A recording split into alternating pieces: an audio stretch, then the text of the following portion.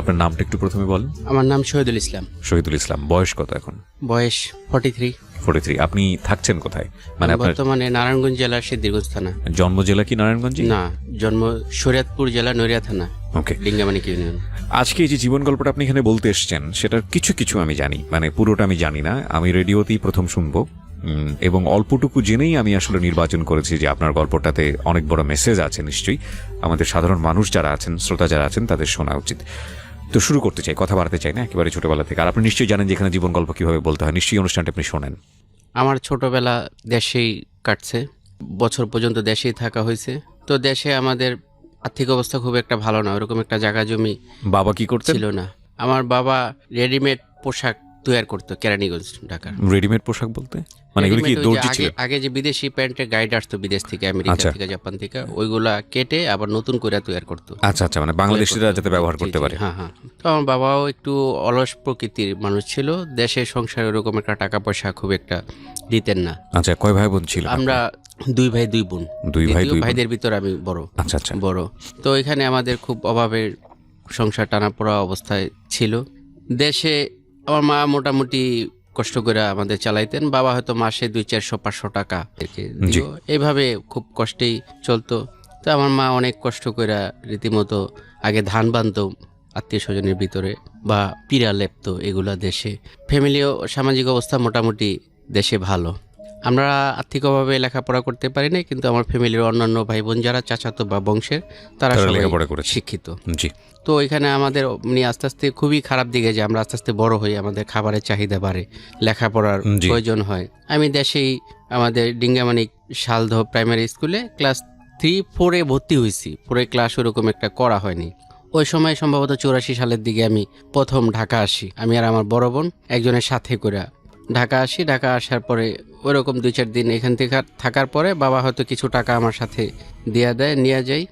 তো এইভাবে আর চলতেছিল না, একেবারে মানে এই মান সম্মান নিয়ে আর কি মানে থাকার মতো অবস্থা ছিল না। তো আমার এক চাচি, উনি খুবই ভালো মানুষ। তো আমার এই চাচি আমার মায়ের বুদ্ধি দিল যে, ভাবি আপনি এইভাবে দেশে না থাকা আপনি কাজ করেন। ওর বাবা যেহেতু ঢাকা থাকে, আপনি ঢাকা যান, হয়তো কাছাকাছি থাকলে ওর বাবা একটু কাজের প্রতি ভালোভাবে দায়িত্ব নিয়ে কাজ করব, যখন সন্তানরা কাছাকাছি থাকবো। আপনি ওইখানে গেলে হয়তো আস্তে আস্তে সন্তানগুলোরও করতে পারবেন, একটা পথ আপনি হয়তো পাবেন। তো আমার এই চাচির সাথে বুদ্ধি করে আমার মা তখন আমাদেরকে নিয়ে, এটা হয়তো 84-85 সালের দিকে হবে, জি। আমাদেরকে নিয়ে ঢাকা আসেন। ঢাকার কেরানীগঞ্জে সুবিড্ডা ইউনিয়ন, চুনকুটিয়া, ওখানে নয়াবাড়ি বলে, ওইখানে আমার বড় খালা ওইখানে থাকতেন। আমার বড় খালা বাসায় এসে উঠি, পরে আমার বাবার সাথে দেখা করি। এরপরে আমার খালাই বুদ্ধি করে ওইখানে একটা বাসা ভাড়া নিয়ে দেন। তখন হয়তো 200-250 টাকা ভাড়া হবে। ওই ভাড়া বাসায় আমরা থাকতেছি। বাবাও একসময় বড় ধরনের একটা মার খেয়েছে স্বাধীনের পরে। ওইখানে আসার পরে মোটামুটি ওইখানে থাকতেছি। ওই সাংসারিক অবস্থা একই রকম, ওই টানা পড়ানোর অবস্থা, মানে যে ভাই বোন লেখাপড়া করা, এটি করা, এরকম কোনো অবস্থা সংসারে নাই। কোনো রকম মানে 3 বেলা খাওয়াটাই কষ্টসাধ্য বিষয়। তো এইভাবে ওখানে চলতে চলতে পরে আমার পাশে এক ভাড়াটিয়া ছিল, চাঁদপুর জেলায় বাড়ি, তার স্বামী নেই, তার 3টা ছেলে।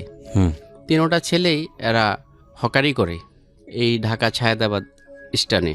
এরা ফল অথবা হাতে নেওয়া বিভিন্ন জিনিস বিক্রি করে। এটা আপনি যখন বলছেন সে সময় আপনার বয়স কত? মানে ক্লাস 3-তে পড়ার বয়স, বা ফোরে পড়েন, 9-10 বছর বয়স তখন। পরে ওই মহিলাই আর কি আমার মায়েরে বললো যে, ও তো লেখাপড়া করতেছে না, এমনি ঘুরতেছে, তো আমার ছেলেও তো একটা প্রায় ওর কাছাকাছি বয়স, আমার থেকে একটু বড়, ও তো ওর ভাইদের সাথে যায় স্টানে হকারি করে, ও তো প্রতিদিন 30-40 টাকা উপার্জন করে। তো ওর সাথে দেন 2-4 দিন যাক, দেখুক, ও যদি করতে পারে অসুবিধা কি। এই ওই দিন 1 টাকা 50 পয়সা আমার মা আমারে দেয়। এটা নিয়ে ওই ছেলেটার সাথে আমি ছায়েদাবাদ স্টানে আসি, জীবনের প্রথম স্টানে আসি। আসার পরে দেখলাম ওরা এক ধরনের ক্যাপ বিক্রি করে, সাদা, এখানে সাউদি এয়ার লেখা, সাউদি এয়ার লেখা। এই ক্যাপগুলা ডর্জন হিসাবে এরা কিনে আনে ঢাকা সদরঘাট থেকে, এইখানে বাসে বাসে এগুলা নিয়ে যায়, যে মনে চায় দেখে পছন্দ হলে দাম দর করে বিক্রি করে। তো প্রথম দিন ওদের সাথে আসা যাওয়া করলাম, দ্বিতীয় দিন ওরা আমারে মাল দিল হাতে, এইভাবে ক্যাপগুলা ঝুলাইয়া, যে বাছে বাছে 5টা আঙ্গুলে 5টা ক্যাপ। তারপরে কয়েকদিন করলাম, আস্তে আস্তে দেখা যায় যে হ্যাঁ কিছু কিছু টাকা আসে। আসে। ক টাকা করে বিক্রি করতেন মনে আছে? আনুমানিক হয়তো 5 টাকা 8 টাকা বিক্রি করতেন? এরকম হবে। আচ্ছা। এরপরে টুকটাক এটা করতেছি, করতে থাকা অবস্থায় আস্তে আস্তে এইটাও ওরকম একটা হলো না। এরপরে মাঝে দিয়ে পোলার চকলেট ওই সময় বের হয়েছিল এরশাদের আমলে, হুম ওই চকলেট কিনা, চকলেট বিক্রি করছি। এরপরে মাফলার, শীতের দিনে হুম। মাফলার কেরানীগঞ্জ থেকে কিনা, এগুলো এই যে বাসে স্টানে। লেখাপড়া তখন ফুললি অফ? লেখাপড়া একেবারে অফ। আপনার বাকি ভাই বোনরা কি করতো ওই সময়টাতে? বাকি ভাই বোন, আমার বড়টা যেটা আমার বোন, ও 5 পাস করছে, এরপর আর ও পড়তে পারেনি। ও এক সময় ওই ঢাকা সদরঘাটে একটা লোকাল একটা গার্মেন্টসে চাকরি করে আর কি। আচ্ছা। ওই, মানে মালপত্র যে প্যাকেট করা এগুলাই করা। আচ্ছা।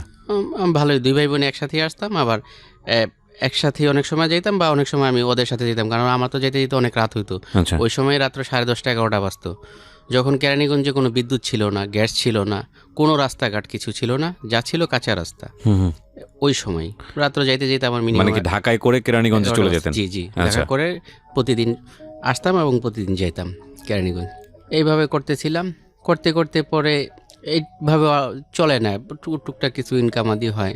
এরপরে আমি সিদ্ধান্ত নিলাম, ওই আমার সাথে কিছু ছেলে পাটুয়াটুলি, ঢাকা পাটুয়াটুলি স্পেয়ার পার্টসের যে মার্কেট, আগে রেডিও টেলিভিশন এগুলোর যে খুচরা যন্ত্রাংশ বিক্রি হতো, ওইখানে ওরা চাকরি করে, এবং দেখি ওদের সাথে ওরা ওইখানে চাকরিতে মোটামুটি হুম। ভালো আছে, যেহেতু ওরা মালিকগুলা ব্যবসায়ী, ভালো ইসলামপুরে বা পাটাটলির ব্যবসায়ী। তো ওদেরকে জিজ্ঞেস করলাম যে ওরা কীরকম।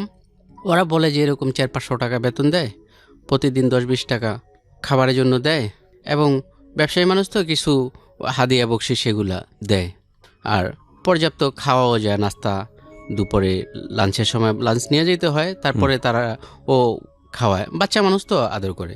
তো ওদেরটা দেখে আগে যেটা বলে পিচ্চি, আগে দোকানে সব দোকানে আগে পিচ্চি রাখতো জি। এক সময়। এদের খুব সামান্য বেতন ছিল, 300-500 এরকম টাকা, আর বাচ্চা মানুষ, ওদের জন্য এটাই অনেক কিছু। ওরা পুরো টাকাটাই নিয়ে বাবা মার হাতে দিতে পারতো। আমি ওদের সাথে ঢাকা পাটুয়াটলি রসনারা মার্কেট, যেখানে আগে এই রেকর্ডিংয়ের জন্য ক্যাসেটের বাংলাদেশের ভিতরে সবচেয়ে বিখ্যাত মার্কেট ছিল, হুম হুম। ওইখানে আমি একটা দোকানে, স্পেয়ার পার্টসের দোকানে লাগি। সম্ভবত 400 বা সর্বোচ্চ 500 টাকা বেতন হবে। জি। এরকম ওইখানে কয়েক বছর করলাম। কয়েক বছর করার পরে আমার আগে খুব কিছু একটা নতুন করা বা একটু ভালোর দিকে যাওয়া, একটা উপার্জনের দিকে যাওয়া, সাকসেস হওয়ার দিকে, একটা এরকম আমার একটা মাথার ভিতরে সবসময় কাজ করতো। ওইটা করে দেখলাম যে বেতন আমার মনে হয় সম্ভবত 800 টাকা পর্যন্ত উঠছে কয়েক বছর কইরা। এর বেশি ওইখানে খুব একটা দেয় না, আবার বেশি দিলে একটু লেখাপড়া জানলে, মেমো চালান এগুলো করতে পারলে, এমনি দোকানে পুরা মাল সব কাস্টমার আসলে তারা লিস্ট করে মেমো করে দেয়, এগুলো সব নামায় প্যাকেট করতে পারি। আচ্ছা। পারি, এগুলো কার্টন করতে পারি, কিন্তু যে লিখা, একটা চালান করা, মেমো করা, এটা পারি না। হুম হুম। আপনি সংখ্যায় লিখতে পারি, কিন্তু সংখ্যায় লিখলে তো পাশাপাশি কথায় লিখতে হবে, জি। ওটা পারি না। যে কারণে আর আমি যে একটু ভালো লেভেলে যাইবো 1-1.5 হাজার টাকা বেতন, এটাও হওয়া সম্ভব না। পরে ওইখানে চিন্তা করলাম, তখন এই যে বাংলাদেশে যে অ্যাম্পলিফায়ার বাইর হয়, ডেকসেট, হুম হুম। এগুলা বানায় ওইখানে বিক্রি করে। তো আমি যেহেতু এখানে পার্সের দোকানে চাকরি করি, আমি এগুলো মোটামুটি বুঝি। আমি চাকরি ছেড়ে দিলাম, ছেড়ে দিয়ে এগুলা নিজে বাসায় বানায়া ওই মার্কেটে হোলসেল বিক্রি করতাম। আচ্ছা। 2-4-5টা আর কি দোকানে দোকানে দিলে দেখি যে না, এটাও ওরকম লাভজনকও না, আর লাভজনক করতে হলে বড় করে অনেক বিশাল করে করতে হয়, আর এগুলো প্রচুর টাকা বাকি রাখতে হয়, হুম। আর এরা টাকা পয়সা ঠিক মতো দেয় না। মোটামুটি এটাও বেশ কয়েক বছর করলাম। এরপরে সম্ভবত 91 সালের দিকে প্রথম আমার একটু ভালোর দিকে যাওয়া। হুম। আমার বড় মামা নুরুল ইসলাম গুলিস্তানে, তার আগে কিন্তু হকার্স মার্কেট গুলিস্তানে প্যান্টের জন্য বা কাপড়ের জন্য ওই সময়ের মানুষের জন্য খুব গ্রহণযোগ্য একটা স্থান ছিল। জি। ওইখানে কম টাকায় বিদেশি বিভিন্ন গাইডের, হ্যাঁ। তখন পুরাতন বঙ্গবাজার। আচ্ছা। তো আমার বড় মামার ওইখানে দোকান ছিল। দোকান থাকলেও আমার বড় মামা একটু মাজারপন্থী মানুষ, তার দোকানের প্রতি অমন একটা আগ্রহ নাই, সে আর কি এই পীর ফকিরি এগুলো নিয়ে খুব থাকে। তো আমার মামা একদিন আমার বাসায় আসলো, আমি তখন একটু বেকার অবস্থায়। পরে মা বললো মামার কাছে যে ওরে আপনি কোনো একটা দোকানে বা কোনো একটা দোকানে লাগায় লুগায় দেন। তখন আমার কাছে 25,000 টাকা ক্যাশ ছিল, এই যে কাজকাম করছি ঠিক করছি, কিছু টাকা জমেছে, কিছু টাকা জমায়া আমি, আমার কাছে 25,000 টাকা। পরে মাই বললো মামারে যে আপনি ওর টাকাটাও রাখেন, ওরে একটা করে দেন।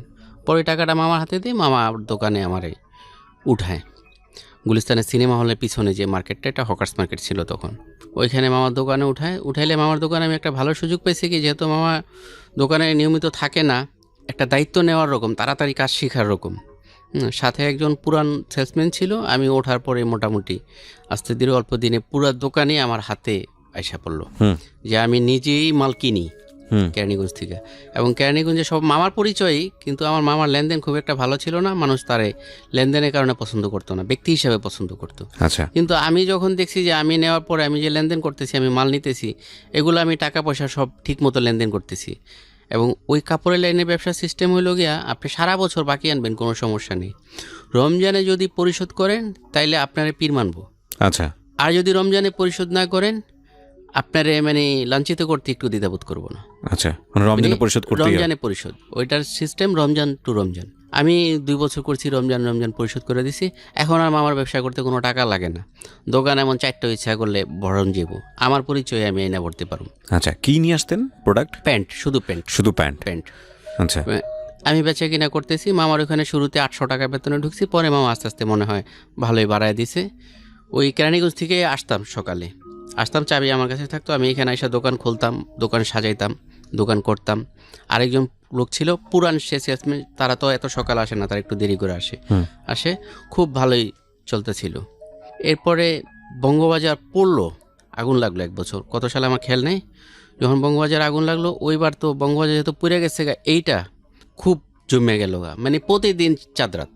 আচ্ছা, চাঁদরাতের বেচে কিনা প্রতিদিন হয়, মানে বিক্রি অনেক বেড়ে গেল, 10 গুণ বেড়ে গেছে এত। ও খুব ভালোই ব্যবসা হলো, ব্যবসা করতেছিলাম। এরপরে ওই মার্কেট কত সালের দিকে খেলনা, ওই মার্কেটটা ভাঙ্গা দিছে। মানে হকার্স মার্কেটগুলো আবার বিভিন্ন গ্রুপ থাকে, দখল ইঠি কারণে ওটা ভাঙ্গা দিছে। ভাঙ্গা দেওয়ার পরে আমার এই পর্বটা আপাতত এখানে দোকানদারের এটা শেষ হয়ে গেল। এখন ফিরা মার্কেট করতে তো সময় লাগবে, এত বড় একটা মার্কেট। আমি কি করব? তো আমার মাঝারো মামা আবার একটু পলিটিক্সের সাথে জড়িত। তো মাঝারো মামা ঢাকায় কোনো একটা ক্লাব, যে ফুটবল ক্লাবগুলো বলে, এগুলো রাত্রে হাউজি বা জুয়া জাতীয় জিনিস হয়। তো তারা কয়েকজনে আবার এরকম একটা ক্লাব, ওই যে কি বলে না, ডাকে আনে, ঠিকা আনে না, বছরের জন্য চুক্তিতে এত টাকা, ওইরকম একটা ক্লাবের সাথে সে জড়িত। পরে মামা বলল যে ক্লাবে ডিউটি করবি নি। তো আমি চিন্তা করলাম ঠিক আছে যাই, খুব একটা নামি দামি ফুটবল ক্লাব। ওই ক্লাবে আমি গেলাম, জয়েন করলাম। জয়েন করার পরে ওইখানে যাওয়ার পরে দেখলাম যে এটা একটা অন্য দুনিয়া। আমার কাজ হলো কি, ওইখানে সিগারেট, বাংলা পাইপ, কুড়লিফ, বেনসন আর ছোট ছোট মদের বোতল 1 সেপ বা 2 সেপ হবে, এগুলো অনেক অসংখ্য আসে। এগুলো ওইখানে যারা খেলতে আসে ক্লায়েন্টদের দেওয়া হয়। আমার কাজ হলো এটা হিসাব করা, যে কত প্যাকেট বা কত কার্টন আসলো এবং কত কার্টন গেল। এখন গেলে একটা হলো ক্লায়েন্টের কার্ড থাকে, তারা কার্ড দেখালে দিয়ে দিতে হয়, আরেকটা কোনটা কার রেফারেন্সে দেওয়া হইলো এটা লেখা রাখতে হয়। এখন বর্ণনা লিখতে তো আমি পারি না। ইনকাম ভালো, প্রতিদিন 700 টাকা হাজিরা ওই সময়, আর 2000 টাকা এক রাত্রে ইনকাম আছে। ওরে বাবা, তো সেই সময় তো বহুত ইনকাম। এটা 2000 টাকা ইনকাম আছে ওইখানে, 700 টাকা হাজিরা। মানে আবার অমুকের ভাইগনা চিনে, সকালে দেখি যে আইসা পকেটে আমার অনেকে 50 টাকা, 100 টাকা, 200 টাকা গুজে দিয়ে যেতেছে, পকেটে ঢুকাই দিয়ে যেতেছে। রাত্রে খাবার ফ্রি ওইখানে। আর আমাদের দেশি মদ যেটা, এটা তো ড্রামে করা আছে, টিপকল লাগানো আছে, যার দরকার খাবে। একেবারে ড্রাম ভরা আছে দেশি মদ, এরকম একটা জায়গা। আমি 2 দিন করলাম, করার পরে আমি দেখলাম যে সকালবেলা ওইখানে এরকম হাউজি যারা খেলতে আসে লক্ষ লক্ষ টাকা নিয়ে, সকালে অনেকে যাওয়ার ভাড়াও থাকে না, বেবি ভাড়াও থাকে না। ওইখানে সকালবেলা কি করা হয়, টাকার বান্ডিল খুইলা, পিন খুইলা, 500 টাকার বা 100 টাকার টাকা উড়াই দেওয়া হয় আকাশের দিকে। এবার এলা যে যেটা নিতে পারে কেন টোকায়। এটা হলো অনেকে রাত্রে খেলতে আইসা সর্বশান্ত। আচ্ছা, এই উড়াইটা কে দেয়? বেবি ভাড়া দেওয়া যাবে জি। এই উড়াইটা কে দিল? ওই ক্লাবের পক্ষ থেকে একজন টাকা উড়াই দেয়, এখান থেকে যে 500, 1000, 2000 যে নিতে পারে। হ্যাঁ, এরকম সকালে। কারণ এগুলো আমি লিখতে পারব না, আর এটা আমার পছন্দ হলো না এই কাজটা। আর রাত্রি জায়গা আমার পক্ষে সম্ভব না। ওই কাজ হলো গিয়ে আপনি মাগরিবের পর থেকে ডিউটি শুরু, হয়তো 5টা বাজে ওইখানে যাইতে হয়, ডিউটি শুরু আপনার ফজরের আজানের আগ পর্যন্ত ডিউটি। শুধু এগুলো আপনাকে লিখে রাখতে হতো? 2 দিন করার পরে আমার আর এটা ভালো লাগলো না। পরে আমি যা চাকরিতে লাগলাম, ওই অন্য একটা মার্কেটে চাকরিতে লাগলাম। 120 টাকা রোজ দৈনিক হাজিরা, মাসিক বেতন না। আর 10 টাকা বা 20 টাকা টিফিনের জন্য। টিফিনের জন্য এই প্যান্টের দোকানই ওইখানে করলাম মোটামুটি বেশ কিছুদিন করলাম। বেশ কিছুদিন করার পরে আস্তে আস্তে বেতন মনে হয় কিছু একটু বাড়লো। এরপরে একদিন ওই দোকান থেকে আমি চাকরি ছেড়ে দিলাম। হলো ওইখানে আমি ওই বয়সে আমি খুব ভালো দোকানদার ছিলাম, মোটামুটি আমার চেয়ে অনেক পুরান বা অনেকেই যারা, কারণ তখন তো এইসব কথা হলো সত্য মিথ্যা কথা বলতে হয়, একটু বাড়তি কথা বলতে হয় কাস্টমারের সন্তুষ্ট করার জন্য, কারণ ওইখানে মুখ বুঝা থাকলে আর হকালালি কথা বললে কাপড়ের ব্যবসা চলে না। আমি ভালো দোকানদার ছিলাম। ওই দোকান থেকে চাকরি ছিলাম। ওই মহাজন একদিন আমারে তার ছেলের সহ বললো যে একটু ঘুরে আসতে, ঢাকার বাইরে যাও, ঘোরার কথা বলছে, সত্য কথা বলেনি। পরে আমার ওই শীতে মাল বিক্রির পরে যে কোটগুলা থাকে, ওয়েস্টেজ কোটগুলো আর কি, এগুলা চলার মতো না, এগুলা দিয়া বরিশাল চরমনাই ময়দানে পাঠায় বিক্রি করার জন্য। এগুলো নামমাত্র 50 টাকা, 60 টাকা, 100 টাকা যে যা কয়, মানে এগুলো বেচে আসার জন্য। এখানে যে পাঠাইছে বিষয়টা আমার ভালো লাগে না। আর আমি তখন থেকে যেহেতু কাপড়ের দোকানদারি করি, আর আমার আশেপাশের লোকজন, আমার আশেপাশে একজন মামা ছিল যে মানে যার ফ্যামিলির প্রায় অনেকেই জাপান ছিল, সে পোশাক আশাক অনেকটা ওই রকম পরতো। সে ওই সময় হবসের প্যান্ট পরতো, শারমুন থেকে শার্ট বানায় পরতো। তার দেখা দেখে আমি তারে নকল করতাম, তারা আমি খুব পছন্দ করতাম। আমি পোশাক আশাক ঠিক ওরকম পরতাম। আমি এই যে চরমনাই ময়দানে কাজ করতে গেছি, তখনই আমার ওই আমলেই আমার 1800 টাকা দামে জুতা পরনি, এলিফ্যান্ট রোড থেকে কিনা। আমার পাঠাইছে, ঠিক আছে, আমি গেছি, করে আসছি, পরে এসে আমি চাকরি ছেড়ে দিছি। আপনি আমার ঘুরতে যাওয়ার জন্য বলছেন, কিন্তু আপনি আমার চরমনাই ময়দানে পাঠাইছেন, ওইখানে যে আমি এগুলো বিক্রি করবো, এখানে খাওয়ার ব্যবস্থা নেই, গোসলের ব্যবস্থা নেই, কাপড় পরিবর্তনের ব্যবস্থা নেই, বাথরুম টয়লেটের কোনো ব্যবস্থা নেই। আমি 3 দিন ওইখানে থেকে মানে মোটামুটি অসুস্থ হয়ে আসছি। ওইখান থেকে ছেড়ে দিয়ে আরেক জায়গায় লাগলাম। আরেক জায়গায় বেতন আরেকটু ভালো, ইটি আরেকটু ভালো, ওইখানে করতেছি মোটামুটি। ওইখানেও বেশ কয়েক বছর করলাম। এরপরে আমি নিজে ঢাকা শহরে কোনো একটা বড় একটা মার্কেটে, বৃহত্তম একটা মার্কেট, ওই মার্কেট চালু হওয়ার পরে বিভিন্ন মার্কেটে যে এরা দাওয়াত করে না, যে আমাদের মার্কেটে আপনারা আসেন, দোকান নেন, নিলে আমরা এই সুবিধা দিব, যে এরকম দাওয়াত করে। এরপর আমি একটা ওই মার্কেটে যাই, যাওয়ার পরে ওইখানে আমি একটা দোকান প্রথমে ভাড়ায় নিই, কোনো অ্যাডভান্স লাগবে না এরকম তারা একটা সত্ত্বে দেয়, ভাড়া আলোচনা সাপেক্ষে। কোথায় এটা, ভাড়াটা কোথায় নিলেন, কোন ঢাকা এলাকায়? শহরে কোনো একটা বৃহত্তম মার্কেটে। আচ্ছা, মার্কেটে ভাড়া নেই। এরপরে ওইখানে ভাড়া নেওয়ার পরে আমি যেখানে দোকানটা নিয়েছিলাম ওটা খুব একটা ভালো পজিশনে ছিল না। আমি সামনে বুঝছি যে ঠিক আছে, এটা ভালো একটা জায়গা, এখানে বেচে কিনা ভালো হবে। কিন্তু দেখলাম যে যখন সিজন আসলো, মার্কেটের ভিতরে অনেক কাস্টমার, কিন্তু মুখে এখানে কাস্টমার হয় না। আর আমার দোকানটা যেখানে, রাস্তার ওই পারেই একটা আবাসিক হোটেল ছিল, ওইখানে অসামাজিক কার্যকলাপ হইতো।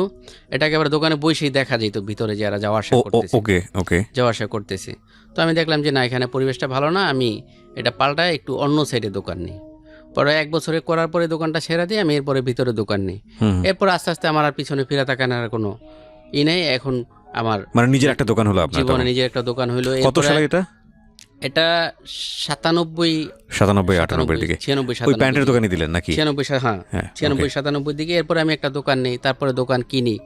এরপর আস্তে আস্তে মানে ওইখানে প্রায় 1600 ব্যবসায়ী, এর ভিতরে যে কজন ব্যবসায়ী পুঁজিওয়ালা ছিল, যারা কোনো কিস্তির টাকা, সুদের টাকা বা এরকম দেনা পেনা করে ব্যবসা করে না, এবং যাদের লেনদেন 100% ভালো, যাদের ব্যাপারে কোনোই নেই, সুদের সাথে যারা জড়িত না, এরকম 3-4 জন হাতে গোনার ভিতর আমি একজন ছিলাম।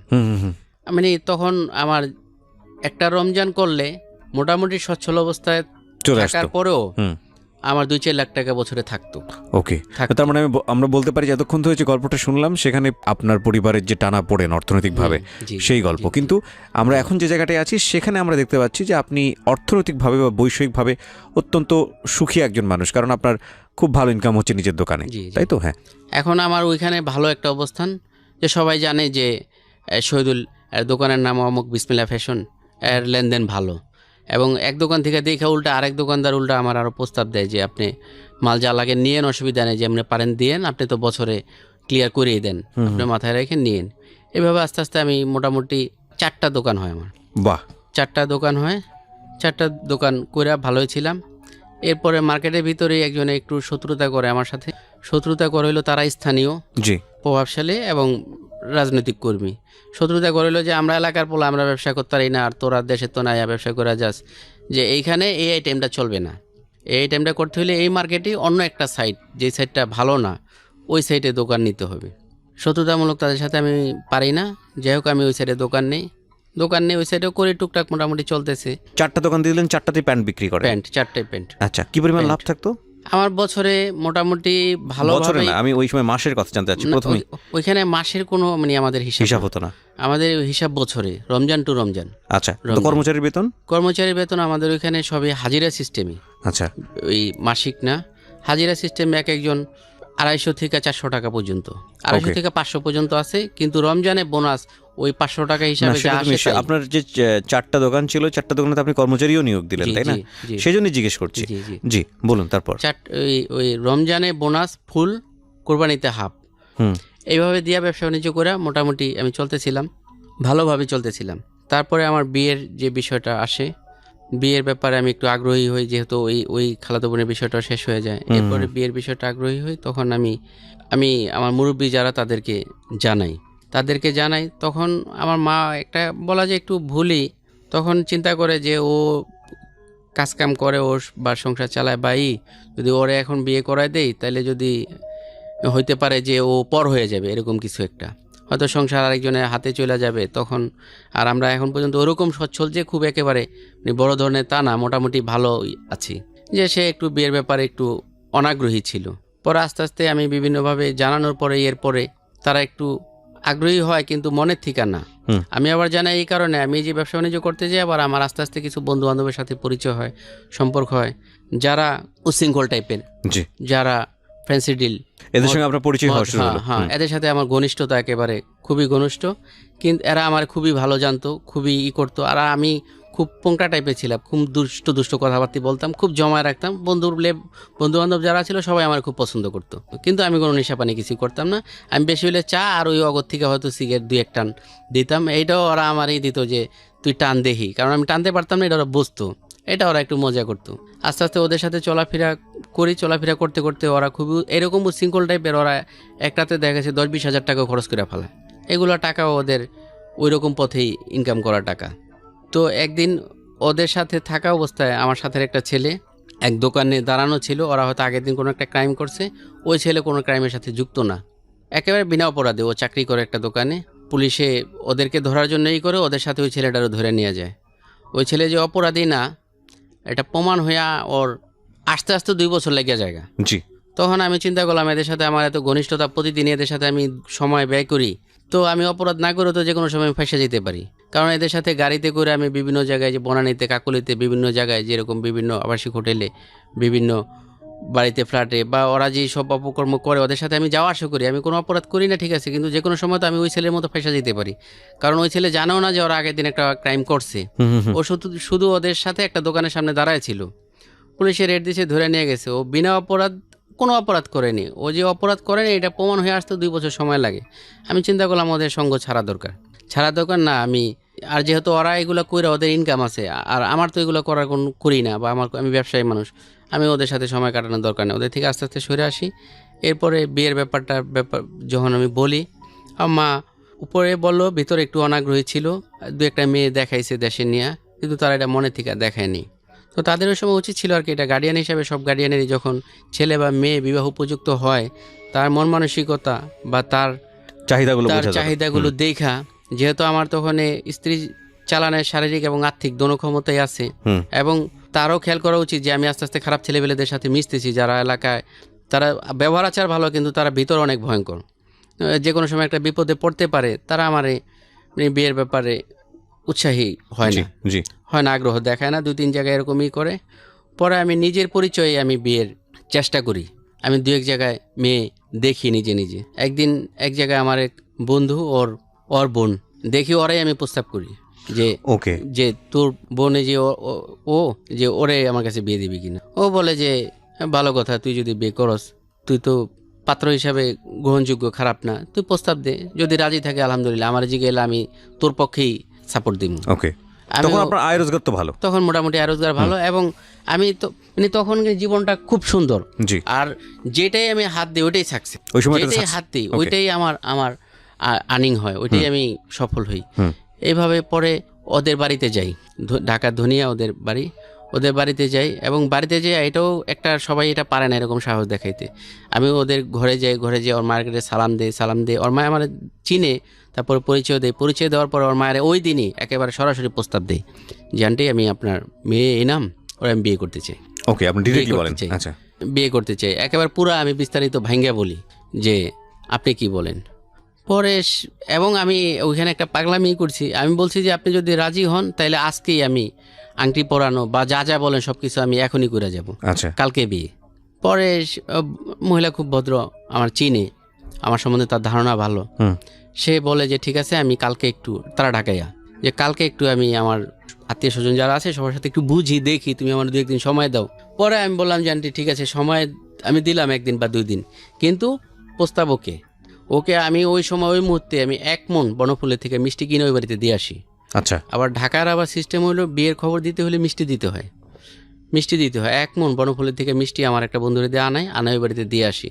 কিন্তু দিয়ে আসলে কি হবে, এইখানে আবার একটু সমস্যা হয়ে যায়, যে মেয়ের আমি বিয়ের প্রস্তাব দিই ওই মেয়েরও আরেকজনের সাথে সম্পর্ক আছে। ওহো, এই মেয়ে তো এখন কান্নাকাটি করে একেবারে অস্থির, আর দেখতেছি মেয়ে আজকেই, মানে আমি আমার কথা এই মুহূর্তে বিয়ের সব কিছু চূড়ান্ত হয়ে যাবে, কালকে বিয়ে, আমি অলরেডি মিষ্টি 1 মণ আনাইছি। মেয়ে কান্নাকাটি করতেছে, মেয়ে আমার এখানে আসছে, সামনে দাঁড়াইছে, দিছি এক ধমক, এই যাও তুমি, কথা হইতাছে মুরব্বীরা তুমি যাও। এখন এই মেয়ে ওখানে গেলে আবার ভেজাল লাগে, ওর একটা খালাতো বোন থাকে, ও ওইখানে পুরা ঝগড়া কাজিয়া লাগাই দেয় 2 বোনে মিলে। ও বলে যে ওর সাথে আমার সম্পর্ক আছে, না আমার সাথে তার সম্পর্ক আছে, ওই মেয়েরই আপন খালাতো বোন, আসলে ওর সাথে আমার কোনো সম্পর্ক নেই। রাইট।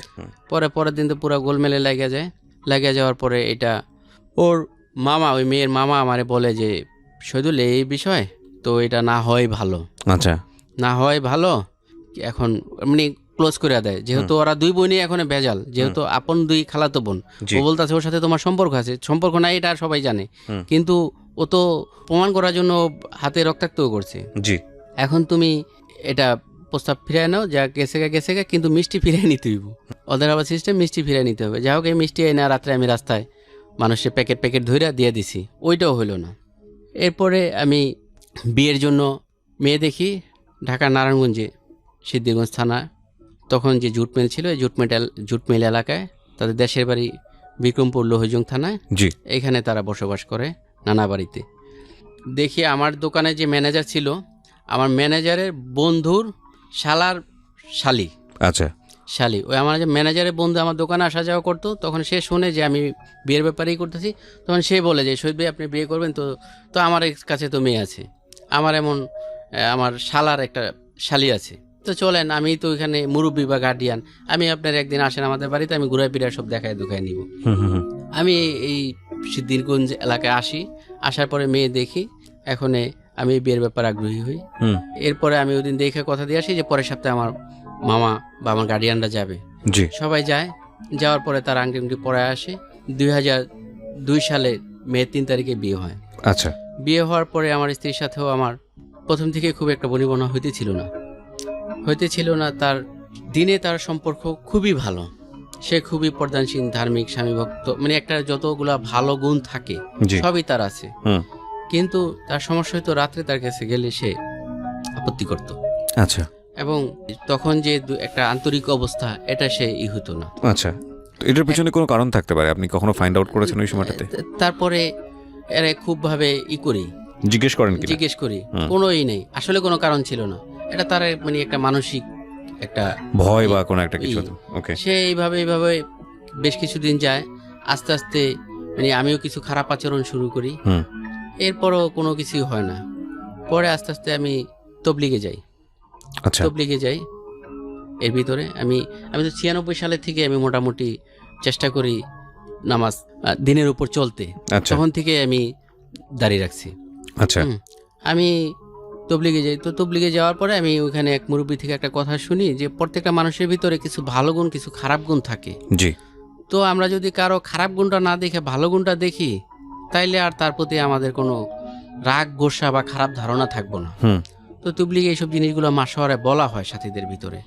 তো এই কথাটা আমার খুব মনে ধরে যে আসলে আমার বিবির আমি এই জিনিসটা দেখতেছি ও খারাপ, বাকি তো আরো খারাপ, কিন্তু ভালো বাকি গুণ তো আছে, 100টা গুণ ভালো। এবং দিনে মানে আমাদের দেখলে একজন হিংসা করবো যে এরা স্বামী স্ত্রী এত ভালো, এত মহব্বত, এত সুন্দর।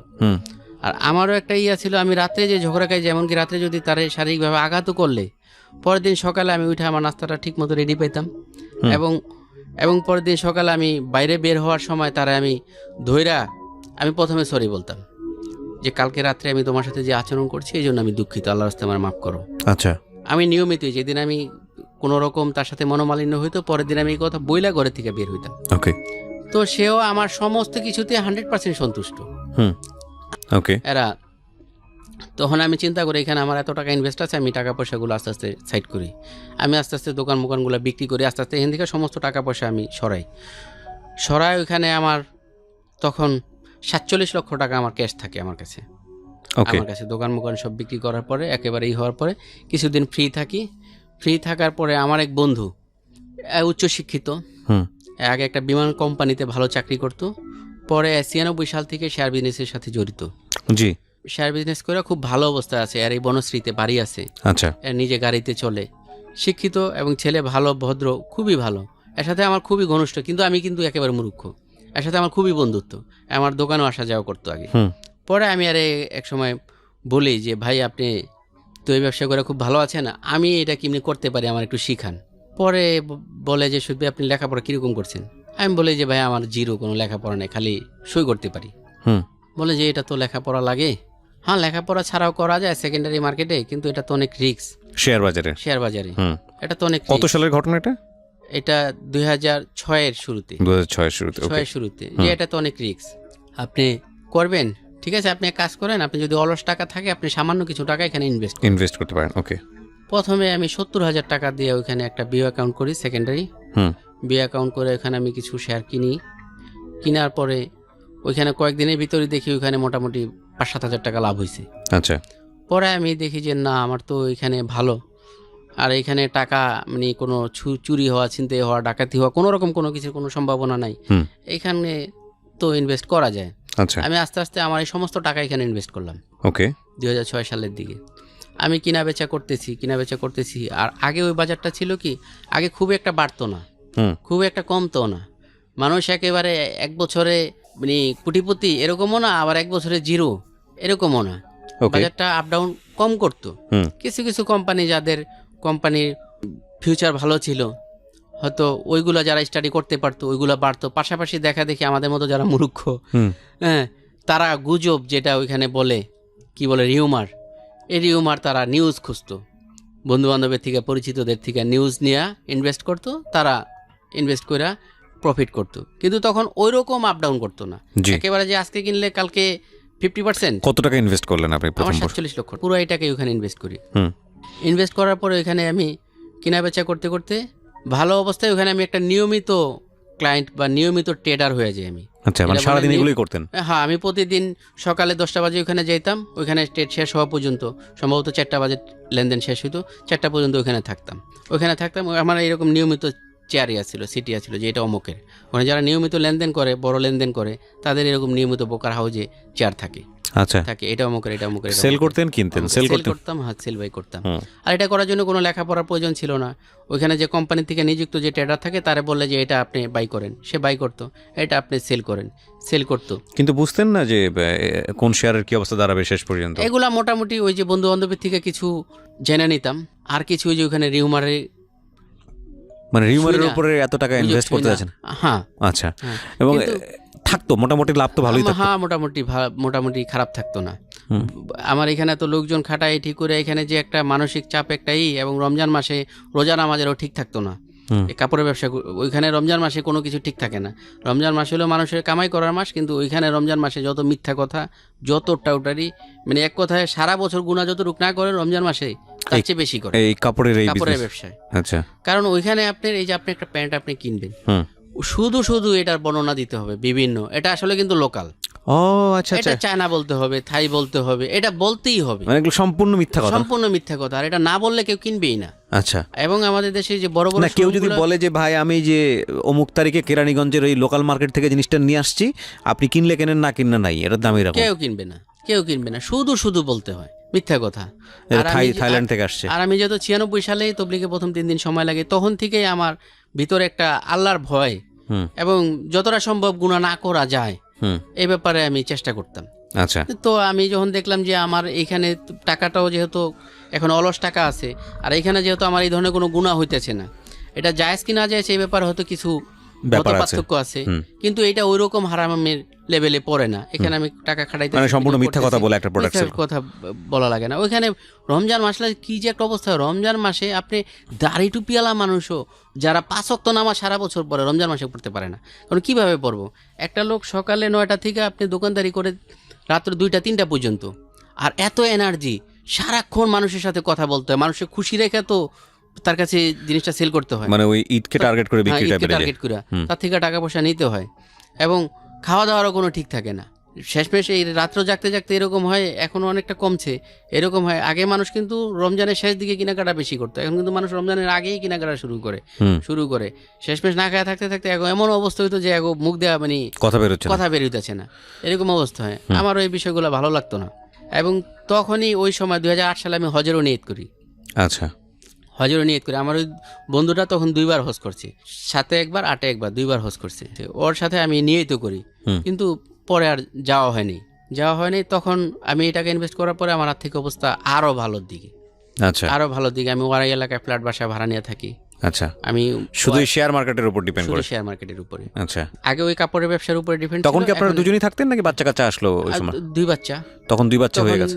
ছোটটা এখন স্কুলে ভর্তি হয় না, ছোট, আচ্ছা, বড়টা হয়তো কেজি 1-এ এরকম হয়তো এই সুখের সংসার বলা যেতে পারে, নারিন্দা আইডিয়ালে আচ্ছা পড়ে। তখন আমার এক কথায় চারিদিকে জয়, আমি যাই করি সব দিক দিয়ে আমার আসে, এবং মানুষও আমারে মানে আমি এরকম একটাই ছিলাম, মানুষও আমার দেখলে বলতো যে ছেলেটা খুব ছোট থেকে পরিশ্রম করে খুব ভালো একটা অবস্থানে আছে, এর আজকে অমুক মার্কেটে দোকান আছে। তখন কি দোকান ছিল? 4টা দোকান ছিল নাকি সেল করে দিলেন? সব, যেহেতু আমি জানি এটা মার্কেট ভাঙিয়ে দিবে, যদিও এটা পরে আর ভাঙে নাই। আচ্ছা, এটাও তখন চূড়ান্ত ছিল যে এটা 2008-এ যে নির্বাচন গেল, নির্বাচনের পরে যে সরকারি আসে এটা ভাঙবে।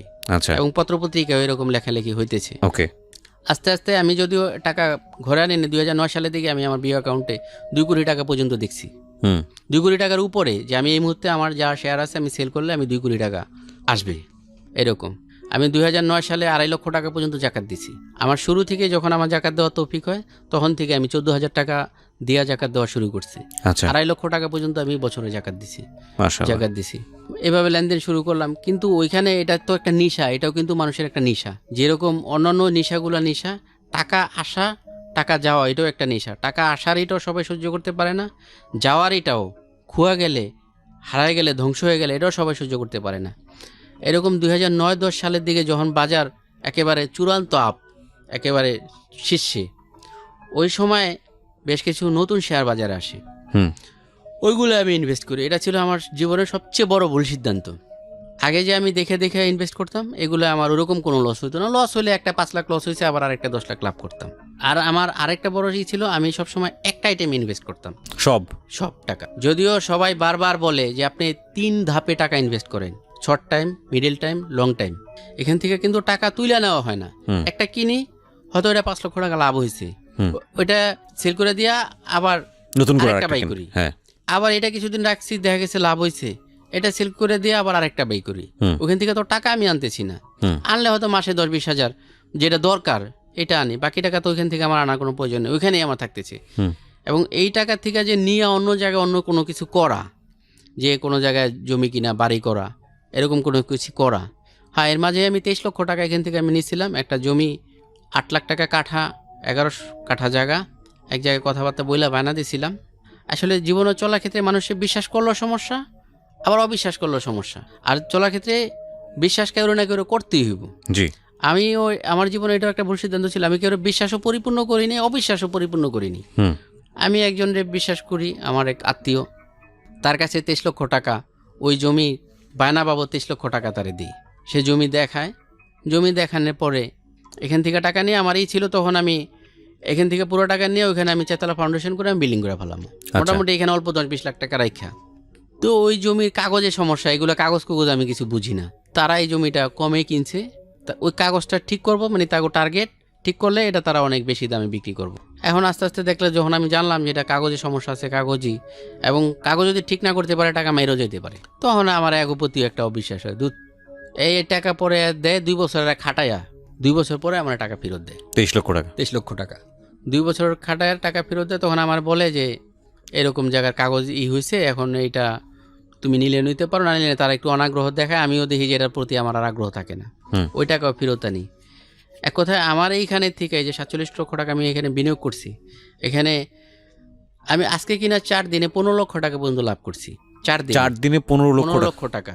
অর্থাৎ আজকে কিনছি, 4 দিন লাগে একটা শেয়ার ম্যাচিউর হইতে, 2 দিন পরে 4 দিনের দিন ওয়ার্কিং ডে 4টা বিক্রি করছি, 15 লক্ষ টাকা পর্যন্ত লাভ করছি। কিন্তু এখান থেকে টাকা আমি সরাই নিইনি। আর সরাই নেওয়ার জন্য ওরকম বুদ্ধি দেওয়ার রকম আমার বড় ভাই নাই, বাবা জীবিত না, আমার শ্বশুর তারও এরকম বুদ্ধি দেওয়ার মতোই নেই। এক কথায় আমার যে কেউ করবো যে বুঝাইবো যে তুই যে এখানে আছো, তো এখানে তো এটা ক্ষণস্থায়ী, তুই এখান থেকে টাকা পয়সা কিছু সরা, এখান থেকে সরা একটা কিছু কর, আমি আর করিনি। এইভাবে লেনদেন করছি। এবং 2009-10 সালে যে বাজারে কিছু নতুন শেয়ার আসে, আপনি ওশান কন্টেইনার, কেপিসিএল, খুলনা পাওয়ার লিমিটেড, তারপরে এখানে আরকে সিরামিক্স, এগুলো প্রত্যেকটা যেটা কিনছি 1 মাসে টাকা। কতগুলো টাকা ইনভেস্ট করেছিলেন ওখানে ওই নতুন শেয়ারে? নতুন শেয়ার আমার এই টাকা 2 কোটি টাকা কম বেশি, মানে সমস্ত টাকাই আপনি সমস্ত ওখানে টাকা আমি একটা নতুন শেয়ারে কিনে করেছেন? একটা অর্ধেক হয়ে গেছে, আমি এইটা নিয়ে আর একটা ঢুকতাম। 2 কোটি পর্যন্ত গিয়েছিলেন আপনি? 2 কোটি টাকা, 2 কোটি টাকার উপরে আমার ইয়েতে আমি দেখছি, আমার পাসেস পাওয়ার 2 কোটি টাকার উপরে আছে। এখানে একটা জিনিস খেয়াল রাখবেন, কোথায় ছিল, মানুষের দোকানে কাজ করত, সেখান থেকে 2 কোটি টাকার মালিক ছিল শেয়ার বাজারে, এবং তারপরে নতুন কিছু শেয়ার কিনতে কি, কত সালের ঘটনা এটা? 2009-10 আমরা শেয়ার বাজারে যখন একটা বড় ধস নামলো, ওই সময় 10-এর আগে যখন বাজার একেবারে চূড়ান্ত উঠছে ওই পর্যায়ে। আচ্ছা, তো তখন আপনি হাফ হয়ে গেলেন, মানে রাতারাতি। হ্যাঁ। ওকে, তারপর ওশান কন্টেইনার কিনছি আমি, এটাও 4 দিনে আমার প্রায় 30%-এর মতো নেই। আরকে সিরামিক্স কিনছি, এটাও 4 দিনে 30% এরকম নেই। মানে এরকম 4-5টায় আমার একেবারে টাকা ধ্বংস হয়ে গেল। পরে বাকি টাকা একটা ইনভেস্ট করলাম, খুব একটা রিস্ক নেওয়া। এটা একটা কোম্পানি, তারা একটায় 3টা রাইট দিছে।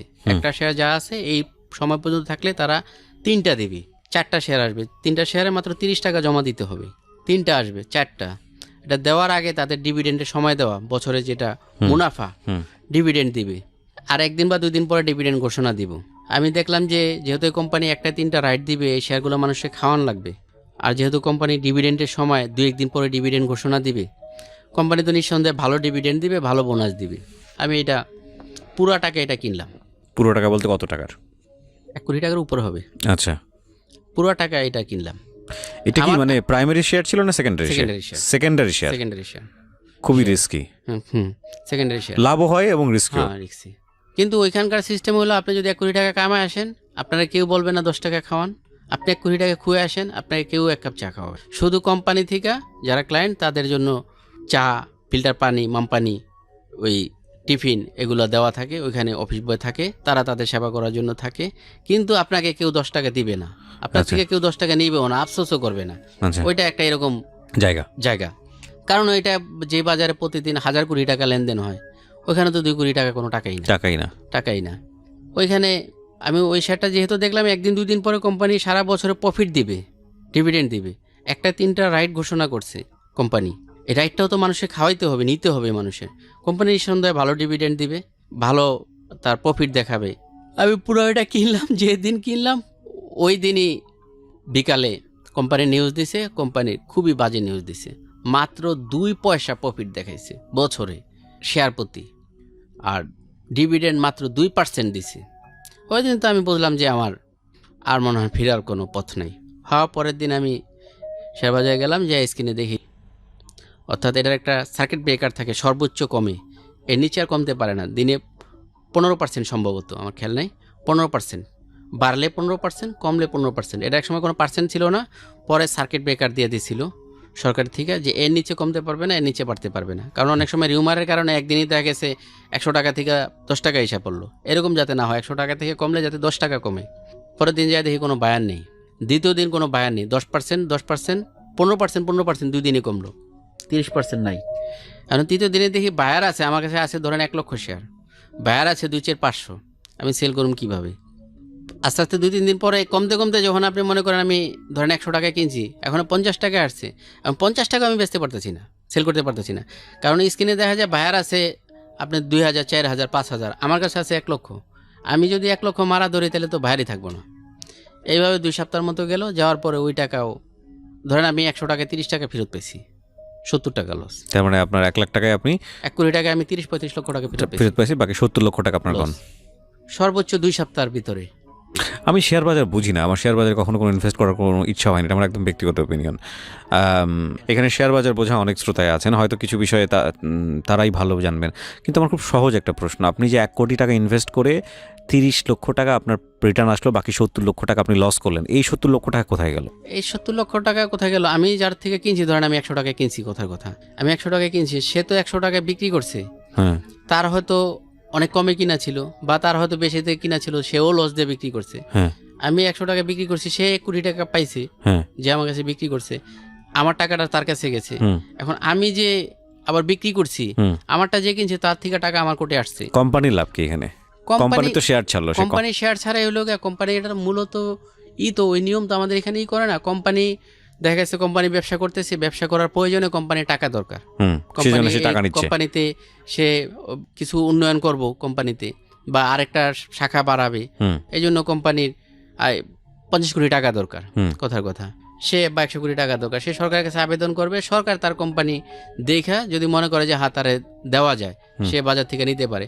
কোম্পানি বাজারে ধরেন 10 টাকা ফেস ভ্যালুতে সে শেয়ারগুলো বাজারে ছাড়লো, অর্থাৎ সে এই 10 টাকার সেই কোম্পানি মালিক, যে 10 টাকা দিয়ে একটা শেয়ার কিনলো, সেই কোম্পানি 10 টাকার মালিক। ধরেন এটা 5,000 কোটি টাকার সম্পদ, 5,000 কোটি টাকা থেকে সে 10 টাকার মালিক। এখানে যদি লস হয় তার এই 10 টাকা থেকে লস হবে, লাভ হয় তার এই 10 টাকা থেকে লাভ হবে। এইভাবে ধরেন কোনো কোম্পানি 50 কোটি, 100 কোটি, 200 কোটি, 500 কোটি টাকা উঠায় নিতেছে। আলটিমেটলি ওই কোম্পানি যে শেয়ারগুলো ছাড়ছে সেটার উপরই এক ধরনের গ্যাম্বলিং, এক ধরনের জুয়া ধরা। আমি যেটা আমি শেয়ার বাজার বুঝি না, এখানে যারা অনেকে আছেন, আমি সরি টু সে, আমরা কিন্তু উনি যেটা বলছেন সেটাই যে আসলে শেয়ার বাজার, সেটা আমরা বোঝাচ্ছি না। অনেক শ্রোতা আছেন যারা শেয়ার বাজার অনেক ভালো বুঝেন, আর উনি শেয়ার বাজার বিশেষজ্ঞও না, উনি ওনার মতো করে একজন ক্রেতা হিসেবে ওনার মতো করে জিনিসটা ব্যাখ্যা করেছেন। আর আমি মোটেও ব্যক্তিগতভাবে শেয়ার বাজার বুঝি না, আমি বুঝতেও ঠিক চাই না। সুতরাং সেই জায়গাটি থেকে আমরা শেয়ার বাজার নিয়ে কোনো কিছু ক্লাসিফাই বা ব্যাখ্যা কোনো কিছুই করছি না, আমরা জাস্ট কোয়ারি একটু জিজ্ঞেস করছিলাম যে বোঝার জন্য, বাট আমি বুঝিনি, আমার মনে হয় আমি কখনোই বুঝতে পারবো না, আমার কাছে খুব কঠিন মনে হয়। আমি আপনার জায়গাটা থেকে একটু সামনের দিকে আগাতে চাই। একটা যেটা হচ্ছে যে আপনি লস খেয়ে গেলেন, 70 লক্ষ টাকা নাই, তারপরে আপনার কাছে 30 লক্ষ টাকা আছে, তারপর কি করলেন? এই টাকাও আমি ওখান থেকে তখন তো আর ব্রেন কাজ করে না, তখন এই টাকাটাও আমি ওখান থেকে আর উঠায় আনিনি, যা হয় হোক, এই যা হয় হোক। তখন এরকম বলতাম যে দেশের থেকে তো টাকা নিয়ে আসি নেই, ঢাকা শহরে কামাইছি, গেলে ঢাকা শহরে থুয়ে যাবো। তখন মানে এক ধরনের যে একটা মানসিক, কি বলে, একটা মানসিক রোগীর রকম অবস্থা, এটা তো নিজেরটা নিজে বোঝা যায় না। তখন এইটা দিই ওই সময় কি মানে শুধু আপনারটা এরকম হলো নাকি বড় ধরনের একটা ধস নামলো শেয়ার বাজারে? বড় ধরনের ধস, সবারই কি একই অবস্থা?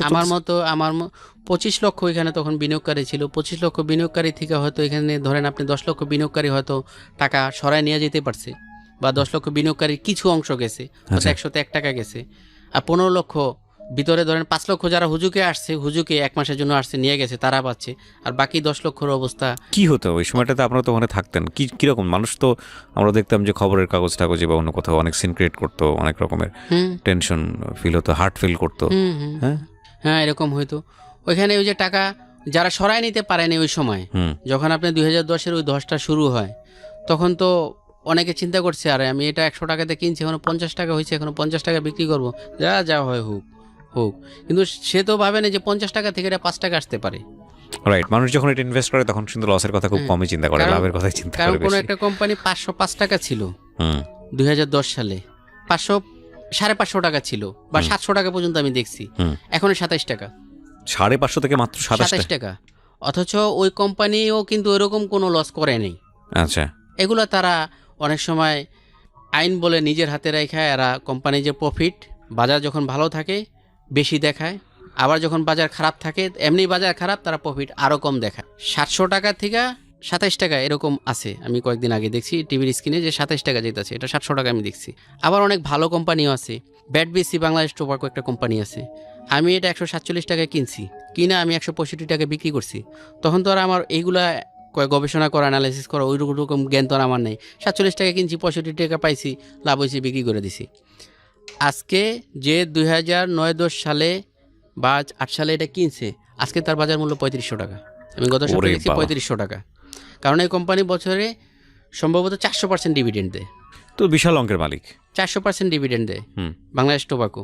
এটা যদি কারো কাছে আপনার 2000 থাকে, তার শহরে একটা 4 তলা বাড়ি থাকে, প্রায় সমান কথা। এটা তো আমি যেটা বুঝলাম যে শেয়ার বাজার যারা বিশেষজ্ঞ তারাই খুব ভালো করে বুঝতে পারবেন যে বুঝতে আসলে পারে কোথায় যে যাচ্ছে, কোম্পানির ভবিষ্যৎ কি কি হবে, হতে পারে। কি হবে এই কোম্পানির ভবিষ্যৎ, কি হয়তো খারাপ হবে না ভালো হবে। আবার অনেক সময় কিছু কি বলে ব্যবসায়ী থাকে, মানে ব্যবসায়ী রাজনীতিবিদ থাকে, যাদের অনেক সময় সরকার পরিবর্তন হইলেও খারাপ হয় অবস্থা, আর সরকার পরিবর্তন হইলে ভালো হয় অবস্থা।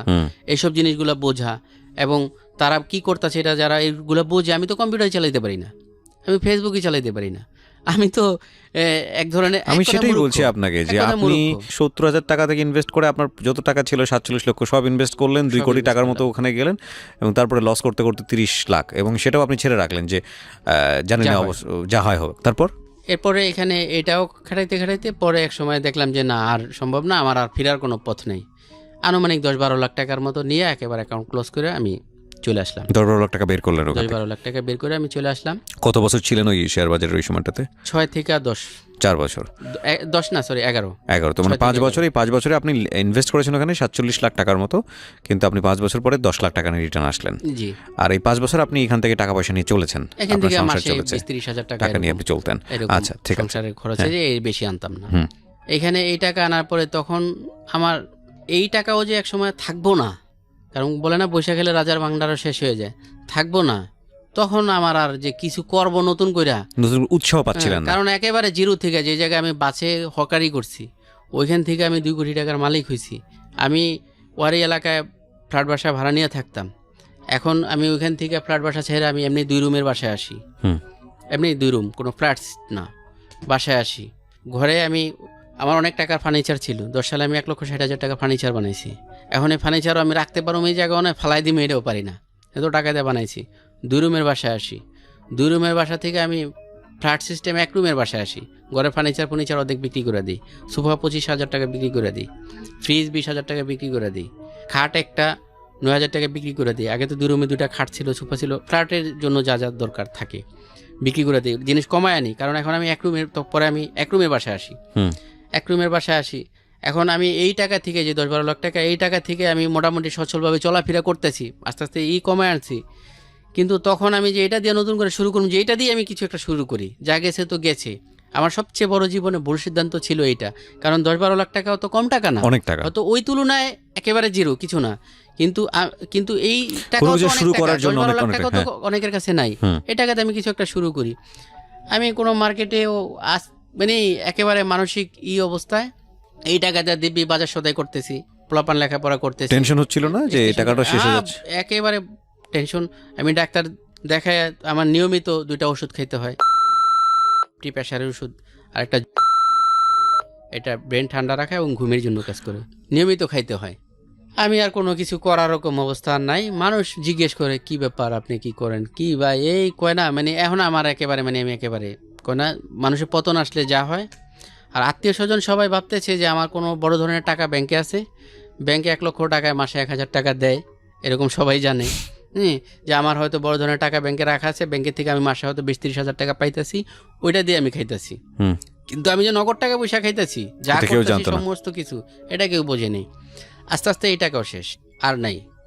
কয়েক বছর খাইতে খাইতে, কারণ আর আমার ঘরের প্রতি কেনাকাটা করা, বাজার সদাই করা, মানে আমার এলাকায় যদি 100 লোক থাকে এর ভিতরে মানে আমার বাজারের হাত খুব ভালো ভালো সবসময়। আমার অন্য কোনো যেহেতু নেশা পানি কোনো কিছু নাই, এবং মানুষের পরনারীর প্রতি কত রকম কত কিছু, আমি আমার স্ত্রী দিয়ে 100% সন্তুষ্ট। এবং আমার এই অবস্থায় অনেকের স্ত্রীও চলে যায়, কিন্তু আমার স্ত্রীর একই কথা, তোমার ভালো ছিল, ভালো অবস্থায় রাখছো, এখন খারাপ আছে, খারাপ অবস্থায় রাখতেছো, মাশাআল্লাহ তোমার তুমি যখন লাখ টাকা ছিল তখন ওইরকম আনছো, খাওয়াইছো। এবং আমার স্ত্রীর সম্পূর্ণ আমি শুরু থেকেই বলেন ডিমের খোলসের ভিতরে যেরকম এরকম রাখার চেষ্টা আমি করছি। জীবনে কোনোদিন বেপরদা করি নাই, জীবনে কোনোদিন শপিং সেন্টারে নিলেও আমার আগে থেকে বাছাই করে রেখে আসতাম এই জিনিস আমি কিনবো, শুধু তারে নিতাম। ধরেন আমি যদি 15,000 টাকার কেনাকাটা করি, মানুষ 15 দিন লাগায়, আমার আধা ঘন্টা। আর আমার টাকা দিতে হতো না, যেহেতু চেনা জানা দোকানে যেতাম, 3 পিসের দোকানে যেতাম, 5টা নামাইতাম, এখান থেকে 2-4টা যা পছন্দ হয় নেও। জুতার দোকানে যেতাম পরিচিত, এখান থেকে জুতা দেখো কোনটা তোমার কোনটা পছন্দ হয় না, ঠিক আছে এটা পছন্দ। আর বেশিরভাগ আমার পছন্দই ওর পছন্দ থাকতো। এবং টেইলার্সও আমি দোকানে নিয়ে মাপ দেওয়াইতাম না, টেইলার্স ঘরে নিয়ে আসতাম, নিজের সামনে থেকে মাপ দেওয়া, এবং টেইলার্সে বলতাম নামটা লিখে রাখবেন, পরবর্তীতে কাপড় দিলে যাতে মাপ না লাগে এই মাপেই বানাইবেন, আর গলাগুলা যা লাগে আপনি পছন্দ মতো বানাই দিবেন। আর আমি শুরু থেকেই বললাম যে যখন আমি মাত্র অল্প কিছু 150 বা 180 টাকা বেতনে কাজ করি, তখন থেকে আমি শানমুন টেলার্সের শার্ট পরি। 80 টাকা যখন শানমুন টেলার্স শার্ট বানায়, তখন থেকে আমি 350 টাকা পর্যন্ত শানমুন থেকে বানাইছি। শানমুন টেলার্স ফপসি থেকে আমি প্যান্ট বানাইছি। আমি এবং আমি এরশাদের আমলে আমি 1,500 টাকা দামে জুতা পরছি।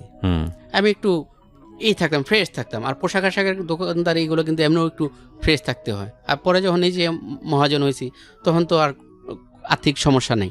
এরপরে ওই টাকা বৈশা এই টাকা দিয়ে সংসার চলছে, বাজার খরচ, সমস্ত কিছু, বাসা ভাড়া, স্ত্রী সন্তানের ভরণ পোষণের ব্যবস্থা, বাচ্চাদের পড়ালেখা, সব কিছু। এই টাকা এরকম কিছু করতে গেলে আমি তখন চিন্তা করছি যে আমি যে এত ছোট থেকে এত ইয়েতে আসছি, আর আগে যেরকম অল্প টাকা ব্যবসা বাণিজ্য করার একটা পরিবেশ ছিল, এখন আর ওই মেন্টালিটিটা নাই। এখন আর ওই পরিবেশের নাই। যেমন আমি যে মার্কেটে বিনা টাকা অ্যাডভান্স নিয়েছি, বিনা টাকা অ্যাডভান্সে প্রথম আমি দোকান নিয়েছি 96 সালে। ওই মার্কেটে এখন দোকান নিতে গেলে 5 লক্ষ টাকা অ্যাডভান্স। তারপরে তখন ভাড়া ছিল না, ভাড়া ছাড়া ওপেনিংয়ে। আর এখন আপনি 15 থেকে 25 হাজার টাকা ভাড়া। আচ্ছা, এরপরে আপনার অন্তত আরো 5 লক্ষ টাকা মাল উঠানো। তারপরে এখন ওই আগের মতো ওই ব্যবসা বিজনেসও নাই। আগে যেরকম 12 মাসই কম বেশি রেডিমেড পোশাকের ব্যবসা হইতো, আর এখন প্রত্যেকটা এলাকায় অলিগলিতে, বাংলাদেশে এমন কোনো জেলা বাকি নেই, প্রত্যেকটা গলিতেই দোকান আছে। এখন আর মানুষ আগে যেরকম হাতে গোনা কিছু market, elephant road, new market, মৌচাক, বঙ্গবাজার, এরকম এখন আর এই প্রত্যেক জেলায় এর চেয়ে অনেক ভালো ভালো মার্কেট আছে। কিভাবে কি করব? তারপর ওই মার্কেটে আমি 1600 ব্যবসায়ীর ভিতরে আমি অন্যতম একজন ভালো ব্যবসায়ী ছিলাম। এখন ওইখানে যে আমি আর কুলে উঠতে পারুম না, সেই বিভিন্ন, তারপরে বিভিন্ন মার্কেটে গেছি, কম বেশি করছি, হয় না। তারপরে এভাবে চলতে চলতে আস্তে আস্তে একেবারেই শূন্য অবস্থায়। লাস্ট বিবির কাছে দেনমোহরের আনুমানিক হয়তো 1,00,000-2 টাকা ছিল কম বেশি। এই টাকাটাও উঠায় এই টাকাও এই সংসারের পিছিয়ে খরচ করলাম। আর আমার বিবি এরকম একজন মানুষ, 17 বছরের সংসার জীবনে সে 17 টাকা এখন পর্যন্ত খরচ করেনি আমার থেকে। Very interesting. 17 বছরে সে 30 টাকা খরচ করছে। এই 30 টাকা আমি তারে টাকা দিয়েছি এবং বলছি যে বাচ্চার স্কুলের ছুটির পরে বাচ্চা যখন নিয়ে আসবা, স্কুলের সামনে একটা সবজির দোকান আছে, ওইখান থেকে 20 টাকার কাঁচামরিচ আর 10 টাকা ধইনা পাতা আনবা। এই 30 টাকা তার হাতে সে 17 বছরে খরচ করছে। সে কিরকম মানুষ, তার দুনিয়া বলতেই আমি আর আমার সংসার, এটুকুই তার দুনিয়া। বাহ, দুনিয়া অসাধারণ। না, আমি অসাধারণ বলছি এই কারণে যে প্রতিটা মানুষই তার মতো হবে, বিষয়টা এরকম না, কিন্তু সে তার জায়গায় অসাধারণ এই কারণে যে তার হাজবেন্ড তাকে খুব প্রশংসা করছেন। এই জায়গাটা থেকে আমি বলবো যে অসাধারণ। হাজবেন্ড অ্যান্ড ওয়াইফের লাইফে সবচেয়ে বড় অ্যাচিভমেন্টের জায়গাটা হচ্ছে ওয়াইফ যদি তার হাজবেন্ডকে মন থেকে প্রশংসা করে, এবং একই সাথে ভাইস ভার্সা আমরা যদি বলি যে হাজবেন্ড যদি তার ওয়াইফকে মন থেকে প্রশংসা করে। এখন সেটা কি হলে তাদের মনোরঞ্জন হবে সেটা অন্য বিষয়, কিন্তু প্রশংসার জায়গাটা যদি দ্বিপাক্ষিকভাবে থাকে তাহলে এটা হচ্ছে সবচাইতে দাম্পত্য জীবনের সবচেয়ে বড় অর্জন। এটা আমার ব্যক্তিগত ওপিনিয়ন, আমি মনে করি, যেটা সত্যিকার অর্থেই বর্তমান সমাজে মেলা খুবই ভার, খুবই মুশকিল। বলুন। এই যে আমি যে দেড়মোহরে 2-2.5 লক্ষ টাকা দিছি, এই 2.5 লক্ষ টাকাও সে ওখান থেকে 2.5 টাকাও ভাঙে নেই। পুরো টাকাই যখন পরে আমি অভাবে পড়ছি আমার ফেরত দিছি। এই টাকাও এমনি এমনি সংসারের পিছনে ঠিক করে খরচ করে শেষ। এখন আমারও যেহেতু কোনো শিক্ষাগত যোগ্যতা নাই, কোনো চাকরিও করতে পারতাছি না কোনো জায়গায় চেষ্টা করে। এরপরে দেখেন কি ভয়াবহ পরিস্থিতি। আমি যেখানে একজন ভালো প্রতিষ্ঠিত মহাজন ছিলাম, ওইখানে আমি চাকরির জন্য যাই। বিভিন্ন দোকানে আকার ইঙ্গিতে একটু একটু বলি যে আমার একটা দোকানে সেলসম্যান হিসাবে। তারপরে আমার সেলসম্যান যারা ছিল তাদের কাছে আমি বলে আসছি যে আমার কোনো একটা জায়গায় পারলে দেখো একটা দোকানে উঠাই দিও। কিন্তু এক হলো এত শরম লজ্জা খাইয়া যাওয়া, যেখানে আমি নিজে একজন বড় ব্যবসায়ী ছিলাম, ওইখানে আমি সেলসম্যান হিসাবে চাকরি করতে যাওয়া। হয়তো আমার কাছে যারা চাকরি করছে তারাও এখন মালিক, মহাজন। এখন আমার দোকানে যে চাকরি করছে আমি তার দোকানে কিভাবে চাকরি করি, অথবা তার সাথে একই সাথে কিভাবে আরেক দোকানে চাকরি করি। এই যাই ঢাকা যাই আসি বিভিন্ন মার্কেটে, বিভিন্ন জায়গায় যেখানে আমি আগে ব্যবসা বাণিজ্য করতাম, চিনা জানা আছে কেরানীগঞ্জ, এই জায়গায় ওই জায়গায়। তারপরে আবার শিক্ষাগত যোগ্যতা থাকলেও হয়তো কোনো একটা যারা হোলসেলার তাদের ওইখানে হয়তো একটা ম্যানেজার হিসাবে বা কোনো একটা হিসাবে, যেহেতু আমার সবাই জানে আমি কোনো খারাপ কোনো এই জগতে যে মানুষ এগুলো করে নেশা পানি বা জুয়া কত রকম কত এইসব কোনো কিছুতে নাই। হ্যাঁ আমি ঠিক আছে, আমি শেয়ার বাজার ব্যবসা করছি, আমি লস খাইছি, এর বেশি আর আমার অন্য কোনো খারাপ কোনো নেই। আমি একটা সাইড পাইতাম, কিন্তু শিক্ষাগত কোনো যোগ্যতা নেই। আর যারা আমার একেবারে ঘনিষ্ঠভাবে না জানে তারা সবাই জানে আমি কম বেশি লেখাপড়া জানি। এখন একটা মানুষের কাছে একেবারে যে নিজের প্রকাশ করা যে আমি শুধু নাম দস্তখত ছাড়া আর কিছুই পারি না, এটাও তো একটা লজ্জার বিষয়। কিভাবে কি করি, যে তাহলে আমি যখন ব্যবসা বাণিজ্য করছি আমি চলছি কিভাবে? আমার শুরু থেকে শেষ পর্যন্ত আমার একজন ম্যানেজার ছিল। ভাগ্য কি দেখেন, ওরা স্থানীয়, ওর এখন 12 তলা বাড়ি, ঢাকা শহরে গোলাপবাগে 12 তলা বাড়ি যে আমার কাছে আমার শুরু থেকে শেষ দিন পর্যন্ত আমার দোকানে চাকরি করছে। মানে ওরা ঢাকার স্থানীয়, তো আগে পুরান বাড়ি ছিল, ওর বাবা মা দুজনে স্ট্রোক করে একই বছরে মারা গেছে। ওর আত্মীয় স্বজনরা এই পুরো জায়গার কাগজপত্র ঠিক করে একটা ডেভেলপারে দিয়ে দিছে। এটা এখন একটা 12 তলা বিল্ডিং, যে আমার কাছে চাকরি করছে। এখন আমি, মানুষ দিন দিন উন্নতি হয়েছে, আমি ধ্বংস হয়েছি। আমি কিভাবে কি করি? আত্মীয় স্বজনে কেউ আমি বলে অথৈ সাগরে নেমে বললো, কেউ বিশ্বাস করে না। সবাই বলে যে ওর কম বেশি কিছু টাকা কোনো না কোনো জায়গায় আছে, নাইলে ও তো সচ্ছলভাবে চলতেছে, খাইতেছে, ডাটাই করতেছে সবকিছু। এটি কিভাবে কি? এটা একটা ভয়ানক ব্যাপার।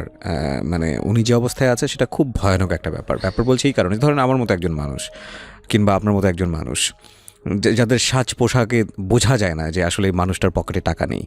এবং এই মানুষটার একটা বড় সমস্যা হচ্ছে, এই মানুষটার পোশাক আশাক যেরকম, এই মানুষটা গিয়ে কোনো একটা মানুষের কাছে হাতও পাততে পারবে না তার সম্মানের কারণে, তার প্রেস্টিজের কারণে। পেটের ক্ষুধা কিন্তু এই প্রেস্টিজ আর সম্মান এগুলো মেনটেন করে না। পেটের ক্ষুধা যখন লাগার কথা তখন লাগবেই। এবং অদ্ভুত কষ্টের বিষয় হচ্ছে যে এই মানুষজনের কথা কেউ শুনতে চায় না এই কারণে। ওই জন্য যেটা বললেন যে কেউ না কেউ মনে করে না কিছু তো নিশ্চয়ই আছে, নইলে শ্বাস পোশাক এরকম হবে কেন? কারণ আমাদের জায়গা থেকে আমাদের একটা পারসেপশন হচ্ছে হলো সেই মানুষটাই বিপদগ্রস্ত যার পরনে কাপড় নেই, যে গায়ে ময়লা, যে গোসল করতে পারে না, রাস্তায় পড়ে থাকে, ভিক্ষুক থালা নিয়ে থাকে, ওই মানুষটাই বিপদগ্রস্ত। এছাড়া এই ধরনের মানুষ, এদের যে কখনো কখনো এরকম হতে পারে, সামনে গেলে বুঝতে পারবেন যে ভদ্রলোকের এখন কী নিদারুণ অবস্থা, এটা আমরা আসলে বুঝি না। এবং আমার কাছে কেন জানি মনে হয় ওই ভিক্ষুকের অবস্থার চাইতেও এই অবস্থাটা ভয়ানক রকমের কঠিন। কারণ ভিক্ষুক তো হাত পাততে পারে, উনি হাত পাততে পারবেন না। And this is very very very tough situation in life. Allah মাফ করুক, কারো জীবনে না আসুক। জি বলুন। পরে সবাই এইভাবে, এরপরে যে আমার স্ত্রী দেড় টাকাটা উঠায়, এটাও খেয়া শেষ। এখন মানে এক ধরনের আমি কোথায় মানসিক রোগী, এখন আমার কিছু ব্রেন কাজ করে না। এক পর্যায়ে আমি সিদ্ধান্ত নিলাম আত্মহত্যা করব। আচ্ছা। আমি 10 টাকা দামের একটা ঘুমের ওষুধ, এটা আমি ডাক্তারের কাছে শুনছি যে কোনো একটা দুর্বল লোক যদি 4 টাকায়, তার জ্ঞান ফেরার সম্ভাবনা খুব কম, ফিরতে পারে সম্ভাবনা কম। এবং 10 টাকায় একজন তারকা মারাও গেছে। আমি এটা 40টা কিনলাম। 4টা খাওয়ার পরে জ্ঞান ফেরার সম্ভাবনা কম দুর্বল লোকের। আমি পুরুষ মানুষ, আমার জন্য 10টা যথেষ্ট। আমি 40টা কিনলাম। কিনা আমি একদম সুন্দরভাবে ওই দিন গোসল টোসল কইরা, ফ্রেশ হইয়া, নামাজ পড়া, নিজে তবা কইরা আমি ওষুধ নিয়ে কোনো একটা ভালো রেস্টুরেন্টে গেলাম। যাই ওখানে এই কি বলে আমার পছন্দের যে খাবারগুলা, রসমালাই খাইলাম, দই খাইলাম, নান রুটি আর গরুর গোস্ত খাইলাম। পাশাপাশি এই 4 পাতা খাইছি, 4 পাতা খাইছি। 4 পাতা খাওয়ার পরে ওইখান থেকে আমি বাসার কাছাকাছি আসার পরে আর আমার আনুমানিক 1.5 মাস সম্পূর্ণ মানসিক ভারসাম্যহীন অবস্থায়, মানে মরি নেই। আমার তো উদ্দেশ্য ছিল আত্মহত্যা, কিন্তু আত্মহত্যা হয়নি, মরিনি। কতদিন আগের ঘটনা এটা? এটা 3 বছর আগের ঘটনা। 3 বছর আগের ঘটনা। ওই সময় বাচ্চা কাচ্চা তো ছোট ছোট? বাচ্চা কাচ্চা একেবারে ছোট না। আপনি বড়টা হয়তো 6-এ পড়ে। আচ্ছা। বড়জন মেয়ে এখন ক্লাস 9-এ, পড়ালেখা 2 মাস যাবৎ বন্ধ। আচ্ছা। আর ছোটজন এখন ক্লাস 5-এ, ওই সময় হয়তো 2-তে হবে। মানে লেখাপড়া বন্ধ হয়ে গেছে? দুজনের পড়ালেখা 2 মাস যাবৎ বন্ধ। আজকে দুজনের পরীক্ষা চলতেছে, কিন্তু পরীক্ষা দেওয়ার কোনো কারণ, পড়াইতে পারি নাই, স্কুলে পাঠাইতে পারি নাই, ফিস নাই, সবকিছু মিলে। জি। স্কুল থেকে স্যারেরা ফোন দিয়েছিল, ক্লাস টিচার যারা, তারা যোগাযোগ করতে বলছে যে সমস্যা থাকলে তারা না বেতন বাকি রেখা করবে, অথবা ঠিক আছে ওটা মাফ করলো, কিন্তু আরও তো আনুষঙ্গিক 2টা বাচ্চার পিছনে মিনিমাম 3,000 টাকা মাসে খরচ আছে। যেহেতু বাচ্চা বড়টা সামনে এসএসসি পরীক্ষার্থী, এখন তো 3 টাকারও খরচের কোনো, আমি তো পেটে ভাতই দিতে পারতেছি না। পরে ওইটা খাওয়ার পরে ওই যে 1.5 মাস একেবারে মানসিক ভারসাম্যহীন, মানুষের রাস্তায় মারছি, গালাগালি করছি, বকাবকি করছি, ঝগড়া করছি, রোজা নামাজ সমস্ত কিছুই এরকম প্যান্ট শার্ট পরে দিনের পর ঘুরছি, রাস্তায় গান গাইছি, রাত্রে কুকুরের সাথে একসাথে ঘুমাইছি, বালুর মাঠে যেখানে রাত্রে কুকুররা সব যায় ওইখানে জমা হয়, ওইখানে যেয়ে ঘুমাইছি। আমার স্ত্রী বারান্দায় আইসা এদিক ওদিক দাঁড়িয়ে, রাস্তার কাছাকাছি বাড়ি, এদিক ওদিক তাকাইতো যে আমি আসি কিনা, অথবা কারো দিয়ে খবর নিত আমি এখন কোথায় আছি। এমন পাগল অবস্থা, রাত্রে 1-1:30 বাজে বিভিন্ন জায়গায় নাস্তা করতে যেতাম, কোন জায়গায় হোটেল খোলা থাকে রিক্সাতে যেতাম যেতাম, কিন্তু আমার কিন্তু তখন কিন্তু গরিব অবস্থা। আর এলাকার চা সিগারেটের দোকানে মানে 5 মিনিটও 5টা সিগারেট খাইছি, অথচ আমি ধূমপাই না। আর এলাকার মুরব্বীরা যেহেতু মানে আমি মসজিদে নিয়মিত মুসল্লি ছিলাম, মুরব্বীরা সবাই আমার খুব ভালো জানে, এবং এলাকার আমার অন্তত আত্মীয় স্বজন 10-15টা বাড়ি আছে, সবাই আত্মীয় স্বজন, কেউ খালু শ্বশুর, কেউ মামার শ্বশুর, কেউ এরকম চাস্তো মামতো পুয়াতো, মানে শ্বশুরবাড়ির এলাকাটা ওইটা নারায়ণগঞ্জ সিদ্ধিরগঞ্জ এলাকায়। তো কেউ আমার মানে সবাই এড়ায় যায়, বরঞ্চ আমি মরলেও সবাই বাঁচে বা আমি এলাকা ছাড়লেও সবাই বাঁচে। ওই সময়টাতে লোকজন কি বলতেছিল যে কেন এরকম হলো বা কি অবস্থা? সবাই বলে পাগল হয়ে গেছে, ও টাকা পয়সা নষ্ট করে মানে পাগল হয়ে গেছে। তো আমার স্ত্রী খবর নিত আমি কোন জায়গায় আছি, বা কেউ দিয়ে খবর দিয়ে আনাইতো। রাত্রে হয়তো বাড়িতে কোনোদিন আসতামও না। কোথায় থাকতেন? রাস্তায়, অথবা কোনো চার দোকানে, অথবা যেখানে রাত্রে আড্ডা উড্ডা হয়। 1-1.5 মাস পরে আমাদের ওইখানকার একজন ইমাম, যে কারি, হাফেজ, মাওলানা, মুফতি, মুহাদ্দিস, মানে ইসলামী লাইনের সমস্ত টাইটেল তার আছে, এবং সে নিঃসন্দেহে একজন বুজুর্গ ব্যক্তি। তারা ওই ধরনের ওই যে নাম করা কোনো আলেম না, তারা ওই যে মাহফিল বা ওয়াজ এই ধরনের কোনো করে না, তারা আলেম ওলামার মজলিসে কিছু কিছু কথা বলে। সে একদিন দেখে যে আমরা দুইজন, আমি আর আমার এক বিআই মুসা ভাই, আমরা দুইজন একসাথে, যেহেতু দুজনই বেকার, আমার ওই বিআইও আমেরিকা 22 বছর থেকে আসছে, তার অবস্থাও অনেকটা আমার মতোই, আমার থেকে তার একটু অবস্থা ভালো, কি তার বাবার 2.5% জায়গা সে পাইছে, যার 1% বর্তমানে 8 লাখ টাকা দাম আছে। সে 22 বছর আমেরিকা থেকে আসছে, সেও একেবারে দেখলে মনে হইব যে মুফতি সাহেব, পরেশগার খুব। আমরা দুজন একসাথে মসজিদে যাই, একসাথে আসি 5 ওয়াক্তে। তো ইমাম সাহেব বলে, কি ব্যাপার মুসা ভাই, আপনার সাথে আপনার দোস্তেরে দেখি না, আপনি বিয়ে কই করে? জানেন না বিয়ে তো পাগল হয়ে গেছে। কোন কি বিয়ে পাগল হয়ে গেছে? এর ভিতরে আস্তে আস্তে আমার অবস্থা একটু ভালোর দিকে যেতেছে। তার সপ্তাহখানি হয়তো 2-4 দিন পরে ওই ইমাম সাহেব তার মুয়াজ্জিনরে আমার কাছে পাঠাইছে খুঁজতে। বালুমার যায় আমারে পাইছে, আমার লগে খুব ঘনিষ্ঠভাবে কয়েক মিনিট কথা কইছে, পরে বললো যে আপনার মুফতি সাহেব দাওয়াত দিছে, দেখা করতে যেতে বলছে। তো মুফতি সাহেবের ওইখানে সে প্রতি সম্ভবত বৃহস্পতিবার আসার পরে আধা ঘন্টা ওরকম কিছু দিনই মোজাকারা করে, কিছু মাসলা মাসালা এগুলো বলে। ওই দিন এই আনুমানিক 1.5-2 মাস পরে ওই দিন গোসল টোসল করে মোটামুটি একটা নামাজের মোটামুটি অবস্থায় আছি, 100% না। তার ওখানে দেখা করার জন্য গেলাম। ওই দিন আমি এশার নামাজ পড়লাম, তারপরে তার ওখানে বসলাম। এরপরে সে আমার তার খাস কামরায় নিয়ে গেল। যাওয়ার পরে আমার বিস্তারিত শুনলো যে আপনি কি হাওলাতে এতদিন কী করছেন এই 2 মাস। পরে সে আমারে কিছু টাকা হাদিয়া দিল, কিছু মাংস হাদিয়া দিল, এরপরে কিছু ফুটু দিয়া দিল, কিছু আমল দিল আমারে যে এগুলো আপনি করেন, আর আমিও কিছু আমল দেখি করার জন্য।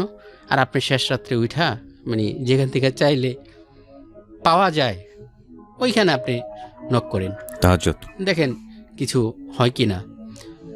যেহেতু সে তার আন্ডারে শত শত হাজার হাজার ছেলেবেলে আলেম হয়েছে, সে এদের ওস্তাদ, সে মুফতিরও ওস্তাদ, তিরমিজি শরীফের ওস্তাদ। সে আমারে খুব ভালোভাবে করলো যে আপনি বাসায় যান আর এগুলো পাগলামি করেন না, আপনি নামাজে নিয়মিত আসতে থাকেন, আর পাক পবিত্রতা যেটা এই কদিন তো কোনো পাক পবিত্রতার গেছে, এগুলো ঠিক মতোই করেন, আপনি দোয়া করেন আর আমল করেন, দেখেন আল্লাহ চায় তো কিছু হবে। আমিও আপনার জন্য চেষ্টা করি। সেও আমার জন্য চাকরি খোঁজার চেষ্টা করলো, মানে তার যারা শুভাকাঙ্ক্ষী মুসল্লিদের ভিতরে। এখন সবাই বললে এক বয়স চায় 25-এর ভিতরে, আরেক শিক্ষাগত যোগ্যতা মিনিমাম ইন্টার পাস চায়, কম্পিউটার জানা চায়, কোনোটা হয় না। পরে বলে যার দেওয়ান যা বাজারে মুদি দোকানে, এটি হলো গিয়ে বেতন কয় টাকা, 5,000 টাকা। আমার তো আপনার আমি ওয়ারি থেকে আস্তে আস্তে বাসা ভাড়ায় মানে 14,000, ওই আরও 10 বছর আগে 14 থেকে 16, এখন আস্তে আস্তে আমি কারেন্ট বিল বাদে 5,000 মানে 6,000 টাকা বাসা ভাড়া। 6,000 টাকা তো আমার বাসা ভাড়াই, আমার 15,000 টাকা নিচে তো আর কিছু হবে না। সেও দেখে যে না এটাও হবে না। এখন অলরেডি সংসারে 3 বেলা 1 বেলাও খাওয়া মুশকিল হয়ে যেতেছে। আত্মীয় স্বজন কেউ মুখ ফিরেও তাকায় না। সন্তানগুলা প্রতিদিন, বড়টার ব্রেন মোটামুটি অনেক ভালো, মেয়ে বড়টার নাম লামিয়া, ছোটটার নাম আলিফ। মেয়ে স্কুলে খায়া হোক না খায়া হোক, মেয়ে মিস করে না। ছেলে ছোট মানুষ, আবার সবার মনও একরকম থাকে না, ও 10 টাকা না দিলে স্কুলে, তো এগুলো ওর কিছুই পুরো করতে পারি না। এইভাবে চলতেছে। এর ভিতরে আমি আর কোনো উপায় নেই, মানে একেবারে জিরো। এখনও পুরো ঘর শূন্য অবস্থায়, পাতিল মানে 3 বেলা 1 বেলা খাওয়ার স্বপ্নের মতো, এরকম অবস্থায় চলতেছে। এর ভিতরে আমি আমার এক সাথী, তবলিগ জামাতের সাথী, যারা সাথী বলে, সে দুনিয়া লাইনে অনেক বড় একটা ব্যবসার ম্যানেজার। তার আন্ডার অন্তত 50-60টা ফ্যাক্টরি আছে, প্রায় 1.5 লক্ষ লোক আছে। সে কমার্শিয়াল ম্যানেজার। তারে আমি বলি, ভাই আমার তো এই অবস্থা, একদিন নামাজের পরে মসজিদে আমার কোনো একটা কাজের ব্যবস্থা করে দেন।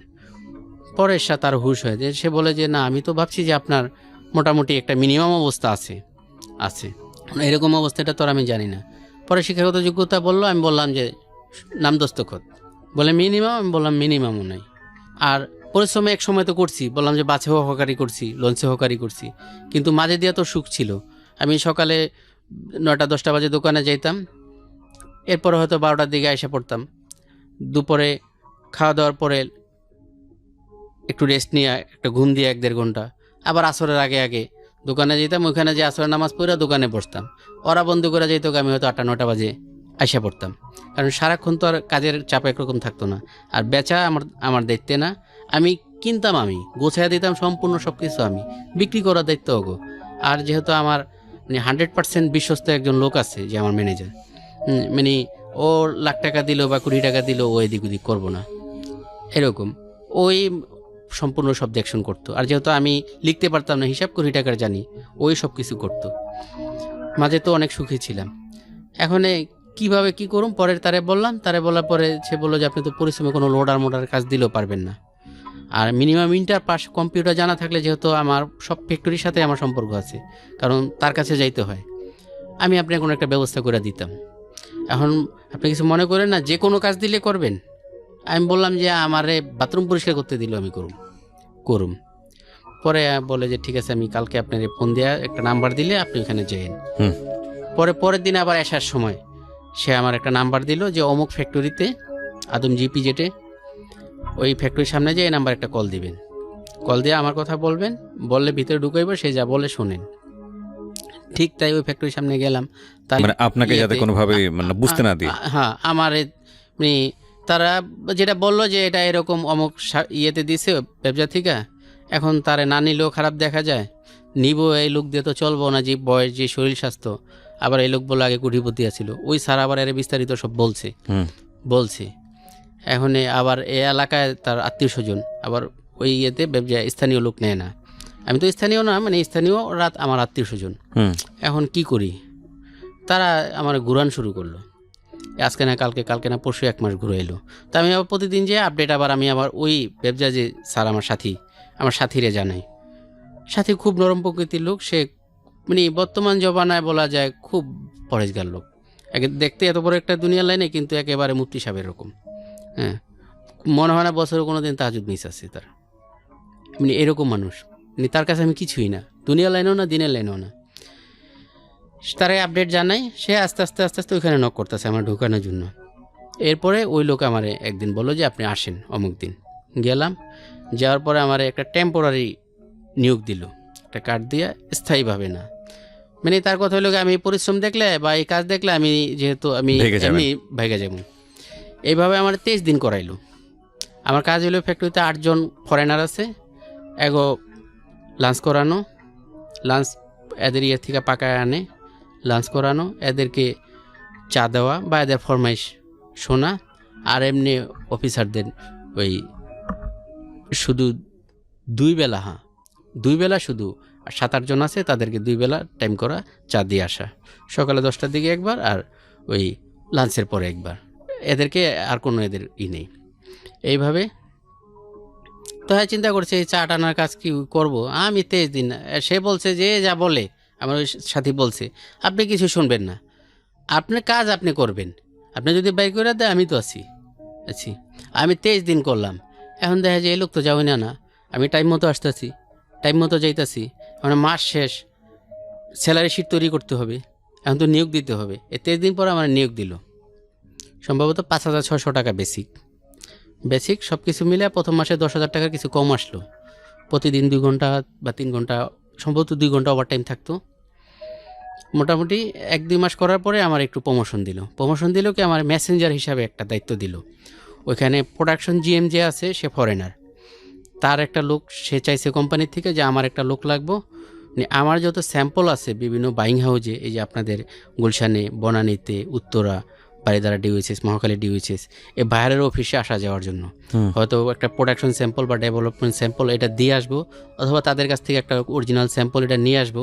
একেবারে লেভেল থেকে শুরু করে সব কিছু এগুলো তাদের থেকে অ্যাপ্রুভাল নিয়ে আসতে হয়। আচ্ছা, এটা তাদের কাছে নিয়ে যাব, আবার তারা এটা অ্যাপ্রুভাল দিয়ে দিবে, হয় এটা ক্যান্সেল করবে অথবা অ্যাপ্রুভাল দিবে, তারপরে ওটা তৈরি করবে। দিবে ওইটা। হ্যাঁ, আমি আবার ফ্যাক্টরিতে নিয়ে আসবো। হুম।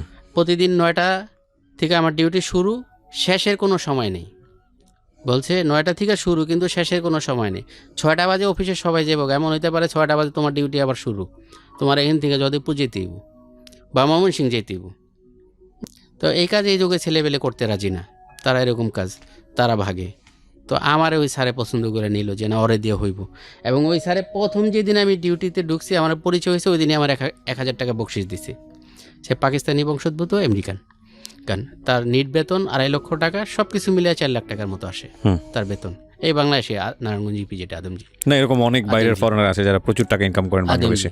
ওই স্যারটা খুবই ভালো লোক। প্রথম দিন থেকে আমার সে একেবারে মানে আপন, মানে তার কাছ থেকে সব ধরনের সহযোগিতা আমি পাই। সে আমার মেসেঞ্জার হিসেবে নিয়োগ দিল। এখন আমার একটু ইনকামও ভালো হলো, কাজও ভালো হলো। আমার ভিতরে যে গালি বকা, প্রেশার, মানসিক চাপ একটা এগুলো নাই। আমি স্যারে দিতেছে প্রতিদিন সকালে যাওয়ার পরে হয়তো 10টা-11টা বাজে শিডিউল, যে আজকে তুমি এই গুলশান 1 নাম্বার, বারিধারা, মহাখালী, এই জায়গায়, গাজীপুরে এই জায়গায় যাবা। এখন আমার প্রচুর ওভারটাইম হয়। দেখা গেছে এমনও দিন আছে ফজর আজান দেয় আর আমি বাড়িতে আসি, কিন্তু তারপরও খারাপ লাগে নেই আমার। যেহেতু আমি যখন চিন্তা করলাম আজকে একদিনে আমার 10 ঘন্টা ওভারটাইম, 50 টাকা করে হলে 500 টাকা। এরপরে বাইরে গেলে যদি 12টার আগে বের হই, কোম্পানি 120 টাকা লাঞ্চের টাকা দেয়। এটা ছিল ওভারটাইমের টাকা দিত আপনাকে? ওভারটাইমের প্রতি ঘন্টা যা আসে ওই হিসাবে। এই নর্মাল টাইম যেটা, এটা 1.5 গুণ। আচ্ছা, নর্মাল টাইমে যদি আসে 30 টাকা, তাহলে এটা হবে 45 টাকা। আচ্ছা। একদিনে 10 ঘন্টা ওভারটাইম হইতো, এটা আমার জন্য বিশাল কিছু না। আমি অভাবী মানুষ, আর আমি এটা করতে অনেক আগ্রহী থাকতাম, একদম চায়া থাকতাম যে আমার বাইরে পাঠায়। বাইরে পাঠাইলে আমারই ছিল কি, আমি লাঞ্চের টাকা, ডিনারের টাকা পাইতাম। 12টার আগে বের হইলে কোম্পানি লাঞ্চের টাকা দেওয়ার নিয়ম 80 টাকা। তো একদিন আমি এরকম গেছি, যাওয়ার পরে স্যার বললো যে শহীদুল 80 টাকা কী খাইছো? সে বাংলা জানে কিন্তু কারোর সাথেই বাংলা বলে না, শুধু আমার সাথেই বাংলা বলে, যে শহীদুল 80 টাকা কী খাইছো? আমি বললাম যে স্যার চা আর কলা রুটি খাইছি। ক্যা, চা কলা রুটি? আমি বললাম স্যার 80 টাকা দিয়ে রাস্তার পাশে হোটেলও খাওয়া হয় না, আর আমি ওই ধরনের ইয়েতে খাইতেও পারি না, খাইলেও মিনিমাম গরুর গোস্ত ছাড়া আমি রাস্তার পাশে হোটেলে খাই না, আমার এটা রুচিত হয় না। তাহলে কত টাকা লাগে? আমি বলি মিনিমাম 150 টাকা। পরে বললো যে ম্যানেজাররা কত টাকা পায় লাঞ্চের টাকা? আমি বললাম 300 টাকা। তোমাদের? আমি বললাম যে 80 টাকা আমাদের কোম্পানি থেকে অ্যাপ্রুভাল দেওয়া। ঠিক আছে, আজকে থেকে 120 টাকা করে দিলাম। 120 টাকা করে দিছে। এখন 12টার আগে বের হলে আমি 120 টাকা লাঞ্চের টাকা পাই। এখন 120 টাকা থেকে আমি কোনো দিন 200 টাকাও খাই। যেদিন দেখা গেছে ক্ষুধায় খুব হয়তো ক্লান্ত লাগতেছে, আবার কোনো দিন ওইখান থেকে 1 কাপ চা খাইলাম, একটা 6 টাকা রুটি খেলাম, 10-20 টাকায় শেষ। অথবা খালি কলা কিনা খাইলাম, বাস শেষ।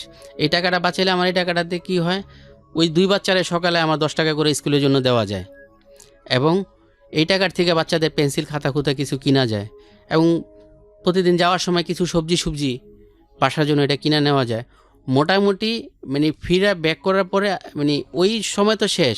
এখন এই সময়টা আমার অনেক সুখের সময় যেতেছে, মানে ওই যে গরিবী হালতের ভিতর থেকে এখন যে আমি একটা কাজ করতেছি, ও পিওন, এক ধরনের মেসেঞ্জার, পিওনি মেসেঞ্জার, কাজেও কোনো ক্লান্তি নেই। 2 বছর কাজ করলাম। 2 বছরে আমি মোটামুটি ওইখানে কাজে আমার বলে না যে পয়েন্টে 100% আমি পাইছি।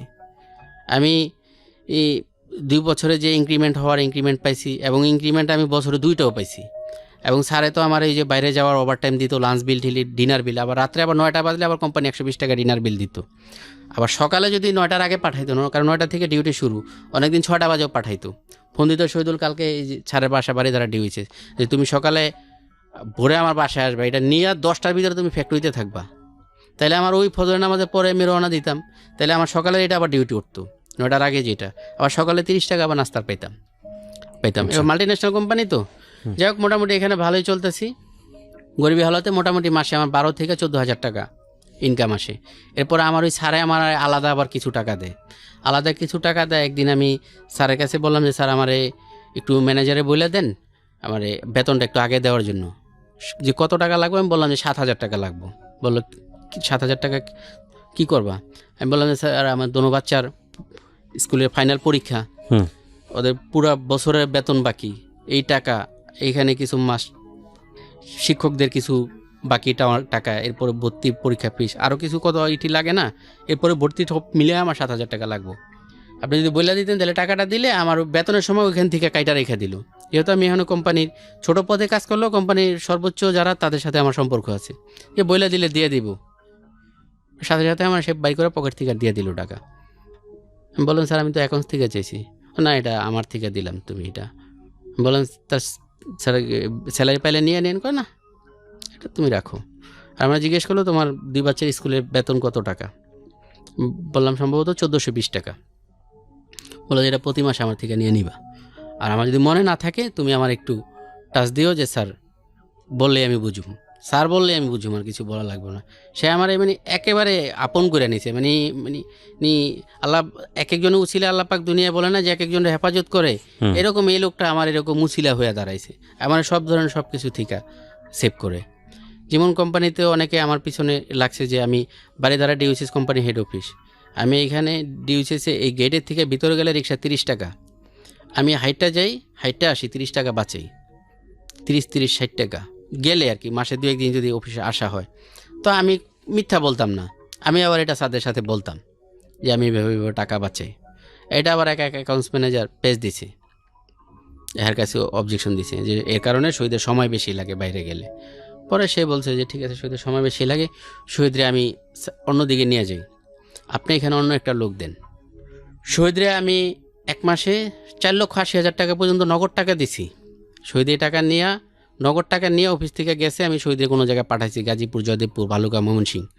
মানে কোম্পানি তো সবার সাথে যারা ব্যবসা করে এই এলসি কইরা, আর কিছু আছে বিভিন্ন ডিজাইনের জন্য কিছু সুতা আনতে হয় 200-500 কেজি, এগুলো তো আর এলসির মাধ্যমে না, এগুলো নগদ টাকা দিয়ে আনতে হবে, কোনো চেকের সিস্টেম নেই। এগুলো নগদ টাকা 2 লাখ হোক 4 লাখ হোক আমি সাথে নিয়ে যেতাম। অনেক সময় কোম্পানি গাড়ি দিত, অনেক সময় কোম্পানি গাড়িও দিত না, আমি নিজেই যেতাম। এখন সে বলতেছে, আমার কথা হলো যে শহীদ যদি বাচ্চা থাকে তাহলে এ টাকা থাকবো, আর যদি শহীদ মরা যায়, যদি কেউ নিয়ে যায় আততাই, শহীদের মাইরা নিতে হইব। আর আপনি এমন একটা লোক দেন যারা 50,000 টাকা দিব, যে যদি ভাগ্যা যায় টাকা আপনি দিবেন, আর শহীদেরটা আমি গ্যারান্টি 5 লাখ টাকা দিবেন, যদি শহীদ ভাগ্যা যায়, যতদিন আমি আছি ভাগ্যা যায়, এই টাকা আমি দিব।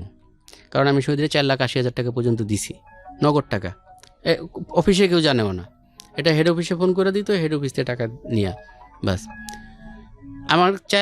আমার তো 480 টাকা অনেক কিছু, কিন্তু 4,80,000 টাকা পর্যন্ত আমার স্যার আমার নগদ টাকা দিছে, যে এটা দিও অমুক জায়গায়, সব তারাই করে দিত অনলাইনের মাধ্যমে। আমি যাইয়া সুতাটা বুঝে নিয়া বা যেটা বুঝে নিয়া আমি একটা সিগনেচার কইরা আমি টাকা পরিশোধ করে আমি আবার গাড়ি লোড করে নিয়ে আসতাম।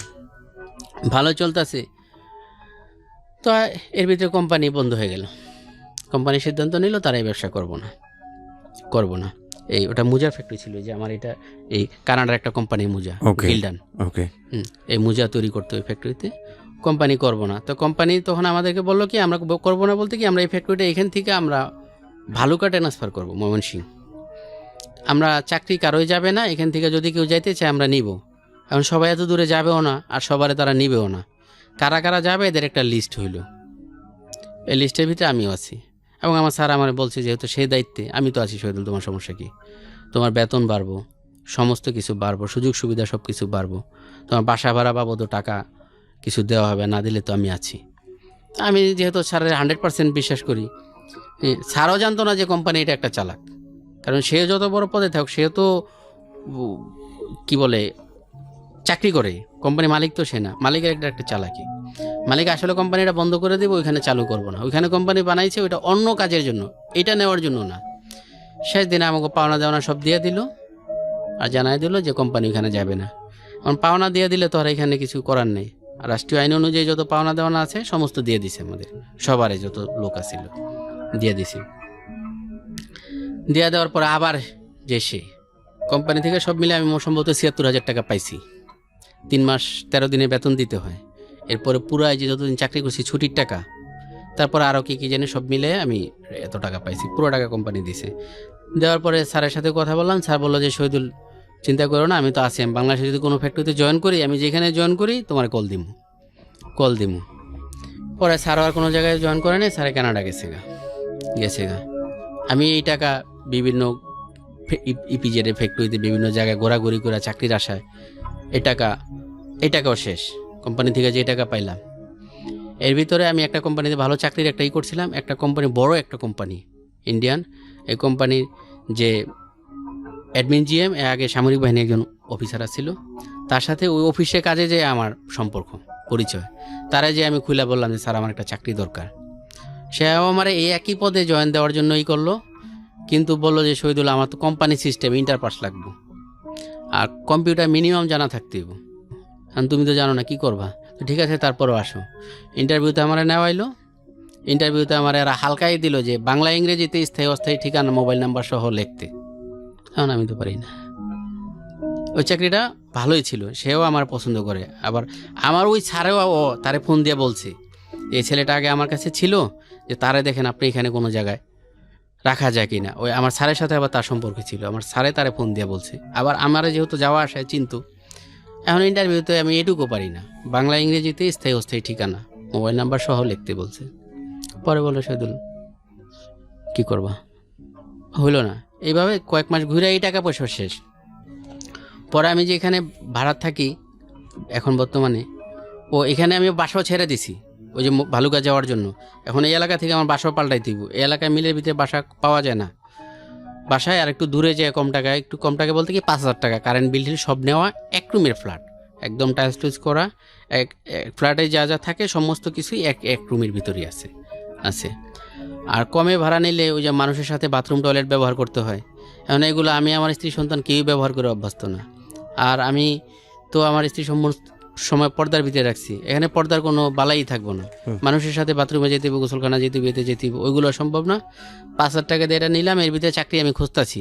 প্রতিদিনই কোনো না কোনো জায়গায় বের হই, কোনো কিছু হয় না। শেষমেশ কয়েকজন অটো চালকের সাথে আমার পরিচয় হইলো, সম্পর্ক হইলো। চার দোকানে বইতে বইতে দেখি যে আরে এরা তো খুব ভালো আছে, পেনশন সিগারেট খায়, এরা দামি 1-1.5 হাজার টাকা দামের প্যান্ট পরে, 1,000 টাকা দামের প্যান্ট শার্ট পরে, অ্যান্ড্রয়েড মোবাইল ব্যবহার করে। এত খুব ভালো আছে। ভাই কী ব্যাপার? কয়ে ভাই এরকম। হ্যাঁ, আমরা ভালো আছি। যার নিজের গাড়ি, পুরান ড্রাইভার, এরা প্রতিদিন বলে যে আমরা একদিনে আগে 2-2.5 হাজার টাকা ইনকাম করতাম, এখন আমাকে মিনিমাম 500 থেকে 1-1.5 হাজার টাকা ইনকাম আছে। আমরা বের হই প্রতিদিন ফজর ওয়াক্তে শহরে ঢোকা যায়। শহরের থেকে কিছু টিপটুপ মাইরা কয় আমরা গার্মেন্টস যে সময়টা, এই সময়টা মাইরা আমরা 9টার ভিতরে বাড়িতে চলে আসি। 9টা-10টায় আইসা গোসল টোসল কইরা রেস্ট নিয়ে ঘুম দিয়া আবার এরা 4টা বাজে বাইর হয়।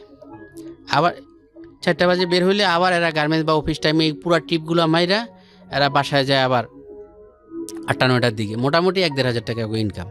তো আমি বললাম যে ভাই আমার একটা সাইড দেন, আমার একটু শিখান। আমি 2 দিন এগুলোকে গেলাম অটোতে, ওই যে ইজি বাইক এগুলো এদের সাথে গেলাম। এদের সাথে যাওয়ার পরে এরা আমার 2 দিন পরে বললো, শহীদ ভাই এটা তো কোনো শিখা কোনো ব্যাপার না, আপনার যেহেতু ইনকাম দরকার আপনি দেখেন কিনতে পারেন কি না, কিনতে পারলে আপনাকে আমরা একদিনই শিখাই দিমনি। আমাকে ডিউটি পরে আধা বেলা 2 জনে লয়ে যাবেন আপনারে, এটা একটু সাহস করলে কোনো ব্যাপার না, আপনি কেনার চেষ্টা করেন। কিনতে 1.5 লক্ষ টাকা লাগে, কোনোভাবে এই টাকার মিল করতে পারলাম না। পরে আর এগুলো যে তাহলে আপনি 70-80 হাজার টাকা মিল করেন, আপনার একটা পুরান কিনা দিই একেবারে দজভাঙ্গা একটা 30-35 হাজার টাকা, আর এটা 5টা ব্যাটারি আছে ভিতরে, ব্যাটারিটা চালায়। 5টা ব্যাটারির দাম 50 হাজার টাকা। আপনি এক সেট নতুন ব্যাটারি উঠাই দিব, তাইলে আপনি 1 বছর আরামে চালাইতে পারবেন। আর চোরও আপনার এটার পিছিয়ে করবো না, এটি আবার খুব চোরে নেয়, ওই যে মলম পাটি যারা। যেহেতু বাইরে দিয়ে দেখা যায় দজভাঙ্গা, কিন্তু ভিতরে তো আপনার ব্যাটারি পুরান, এটা তো আর ওরা জানবো না। আপনি নতুন মানুষ, আপনি লেগে ভালো হইব, আপনি পুরান কিনা দিমনি। 70-80 হাজার টাকা জোগানোর জন্য মোটামুটি পরিচিত আত্মীয় স্বজন সবার কাছে চাইলাম, সবাই না করে, সবাই বিভিন্ন যুক্তি দেখায় মানে সবার পরে সবাই বাইরে আমার অগোচরে যেটা বলে যে ওর কোটি টাকা দিয়ে ও কিছু করতে নেই, আমরা 50,000 দিলে এটা দিয়ে কি আরবো, ওইটাও খাইয়া লাইব, সবাই দিব না, এটা হলো মূল কথা। তারপরে এটা একটা চিন্তা করে আর কি, যুক্তি, এটা কি করব। আমার বড় ভাইরা তার আর্থিক অবস্থা অনেক ভালো, সে মাসে অন্তত 2-4 লাখ টাকা ভাড়াই পায়, তার অনেক দোকানপাট আছে, 6 তলা একটা ফাউন্ডেশন করা বাড়ি, 3 তলা কমপ্লিট, 6 তলা ফাউন্ডেশন করা। এখন এটা সে 6 তলা পুরো ভেঙে লাইব, 4 ইউনিটের বাড়ি, সে এটা ভাঙ্গিয়া ফিরে 15 তলা ফাউন্ডেশন করব, 15 তলা করব। অনেক টাকা পয়সার মালিক, কিন্তু তার সাথে আমার মনের অমন একটা সম্পর্ক নাই। এবং কিছু লোক আছে না, বাইরে খুব ভালো, কিন্তু যার ব্যবসায়ী মহলে বা সামাজিক মহলে, কিন্তু ফ্যামিলিগতভাবে স্ত্রী সন্তান বা আত্মীয় স্বজনের সাথে সে অত ভালো না, ওই বেলা তার আচার আচরণ ভালো না, এমন অনেক লোক সমাজে আছে। সে বাইরে খুব ভালো দাতা, ভালো ব্যবহার, খুব ভালো এই কিন্তু ভিতরে ওরকম একটা না। তারে আমি ফোন দিয়ে বললাম, ভাই আমার অটো কেনার জন্য কিছু টাকা যদি আমার করতেন। মুখে বলতে সাহস পেলাম না সামনে যেয়ে, কারণ যদি খারাপ ব্যবহার করে, দিল না এটা হলো এক কথা, যদি কটু কথা বলে, এই মেয়ে আপনি এত টাকা দিয়ে করতে পারেননি, কি করতে পারেননি, ওখানে এগুলো আমার শোনার সময় নেই, বা টাকা কেউ কেউ লেগে কামায় রাখেনি, কি বলতে পারে আমি জানি তো, আমার তো টাকা পয়সা এক সময় ছিল। ফোন দিলাম, ফোন দিয়ে বললাম, সে বলে যে আমি এমনি ব্যাংক লোন লইছি,